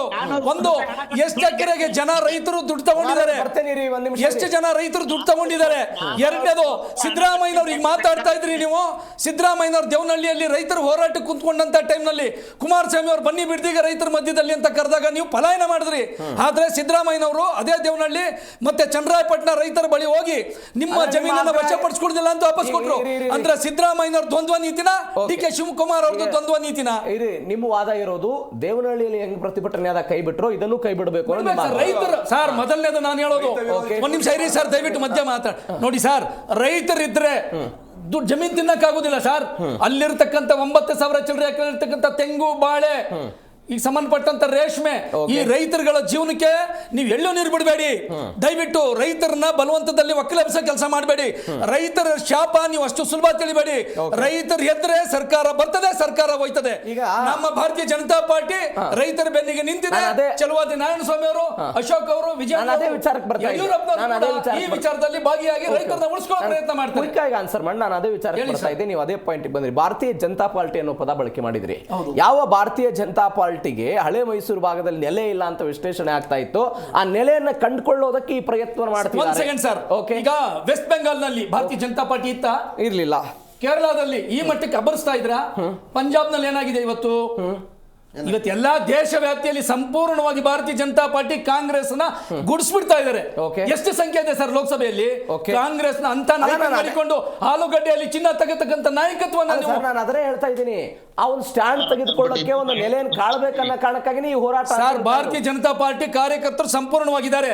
ಈ ಸುಳ್ಳನ್ನ ಏನ್ 40% ಅಂತ ಹೇಳಿ ಭಾರತೀಯ ಜನತಾ ಪಾರ್ಟಿ ಮೇಲೆ ಆರೋಪ ಮಾಡಿ ನೀವು ಅಧಿಕಾರಕ್ಕೆ ಬಂದ್ರಿ. ಇವತ್ತು 80% ತಗೊಂಡು ನೀವು ಅದೇ ಮತದಾರರ ತಿರಸ್ಕಾರಗೊಳ್ತೀರಿ. ಕಾಂಗ್ರೆಸ್ನವರು ಕುಮಾರಣ್ಣವ್ರು ನೆನ್ಪಿಟ್ಕೊಬೇಕು ಅಂತ ತಿಳಿಸಲಿಕ್ಕೆ ಈ ಸಂದರ್ಭದಲ್ಲಿ ನಾನು ಇಷ್ಟಪಡ್ತೀನಿ. ಬಿಜೆಪಿ ಜೆಡಿಎಸ್ ಸೇರಿ ಜಂಟಿ ಹೋರಾಟನ ಅಥವಾ ಜೆಡಿಎಸ್ ಏಕಾಂಗಿ ಹೋರಾಟ? ಈಗ ನಾವು ಇದನ್ನ ಮಾಡಬೇಕು ಅಂತ ತೀರ್ಮಾನ ಮಾಡಿದ್ರು ಸರ್. ಮತ್ತೆ ಅದು ನಮ್ಮ ಸಾಮಾನ್ಯ ಪಕ್ಷ ಏನು ನಮ್ಮ ಹಿರಿಯ ನಾಯಕರಾದಂತ ಬಿಜೆಪಿ ಅವರ ಸನ್ಮಾನ್ಯ ಅಶೋಕ್ ಸಾಹೇಬ್ರಾಗ್ಲಿ, ಸನ್ಮಾನ್ಯ ವಿಜಯೇಂದ್ರ ಅವರಾಗ್ಲಿ, ಮತ್ತೆ ನಮ್ಮ ಚಲವಾದಿ ನಾರಾಯಣ ಸ್ವಾಮಿ ಅವರಾಗ್ಲಿ, ಎಲ್ಲರೂ ಕೂತ್ಕೊಂಡು ಕುಮಾರಣ್ಣ ಅವ್ರ ಜೊತೆ ಚರ್ಚೆ ಮಾಡಿ ನಾವು ನಿಮ್ ಜೊತೆ ಕೈ ಜೋಡ್ತೀನಿ ಅಂತಂದ್ರು. ನಮ್ ಸಹಜವಾಗಿ ಮಿತ್ರ ಪಕ್ಷ ಆದ್ರಿಂದ ನಾವ್ ಇಬ್ರು ಸಹ ಮಾಡಕ್ ಹೊರಟಿದ್ವಿ ಸರ್. ನಾಳೆ ವಿಶೇಷವಾಗಿ ನಾವು ಇದನ್ನ ಈ ಕಾರ್ಯಕ್ರಮ ಮುಂಚೆನೆ ರೂಪಿಸಿಕೊಂಡಿದ್ದು. ಈಗ ನಮ್ಮ ಮಿತ್ರ ಪಕ್ಷ ಬಿಜೆಪಿನೂ ಸಹ ನಮ್ಮ ಜೊತೆ ಬರೋದ್ರಿಂದ ಇಬ್ರು ಜಂಟಿಯಾಗಿ ಈ ಕಾರ್ಯಕ್ರಮವನ್ನು ನನಗೆ ಒಂದು ಪ್ರಶ್ನೆ ಇದೆ. ಬಿಜೆಪಿ ಜೆಡಿಎಸ್ ನವರು ಸೇರಿ ಹೋರಾಟ ಮಾಡ್ತಿರ್ರಿ.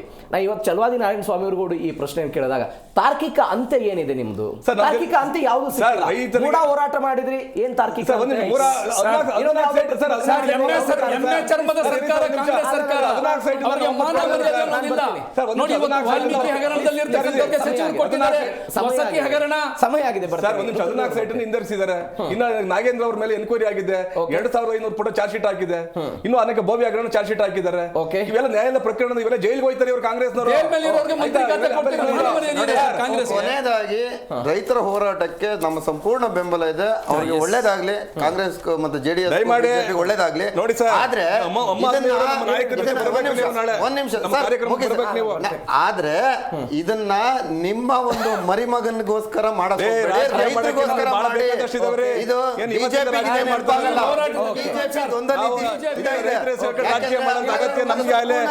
ಜೆಡಿಎಸ್ ತಗೊಳುತ್ತೆ ಅಂತ ರೈತರ ಪರವಾಗಿದ್ದೀವಿ, ರೈತರ ಪರ ಹೋರಾಟ ಮಾಡ್ತೀವಿ. ಆದ್ರೆ ಈಗೇನೋ ಸೇರ್ಕೊಂಡು ಹೋರಾಟ ಮಾಡ್ತಾ ಇದೆ, ಅವ್ರಿಗೂ ಶುಭ ಆಗ್ಲಿ. ಆದ್ರೆ ಪರಿಸರವನ್ನ ಉಳಿಸಿಕೊಂಡು ಅಭಿವೃದ್ಧಿ ಮಾಡ್ಕೊಳ್ಬೇಕೆ ಹೊರತು ಪರಿಸರವನ್ನೇ ಹಾಳು ಮಾಡಿ ನಾವು ಅಭಿವೃದ್ಧಿಗೆ ಹೋಗಬಾರ್ದು ಅನ್ನೋದು ನಮ್ಮ ನಿಲುವು. Okay, thank you so much. 3 ಜನರಿಗೂ ಕೂಡ ಇಷ್ಟ ಚರ್ಚೆಯಲ್ಲಿ ಭಾಗವಹಿಸಿದ್ದಕ್ಕೆ. ಕುಮಾರ್ ಅವರು ನಿಮಗೂ ಕೂಡ ಥ್ಯಾಂಕ್ ಯು ಸೋ ಮಚ್.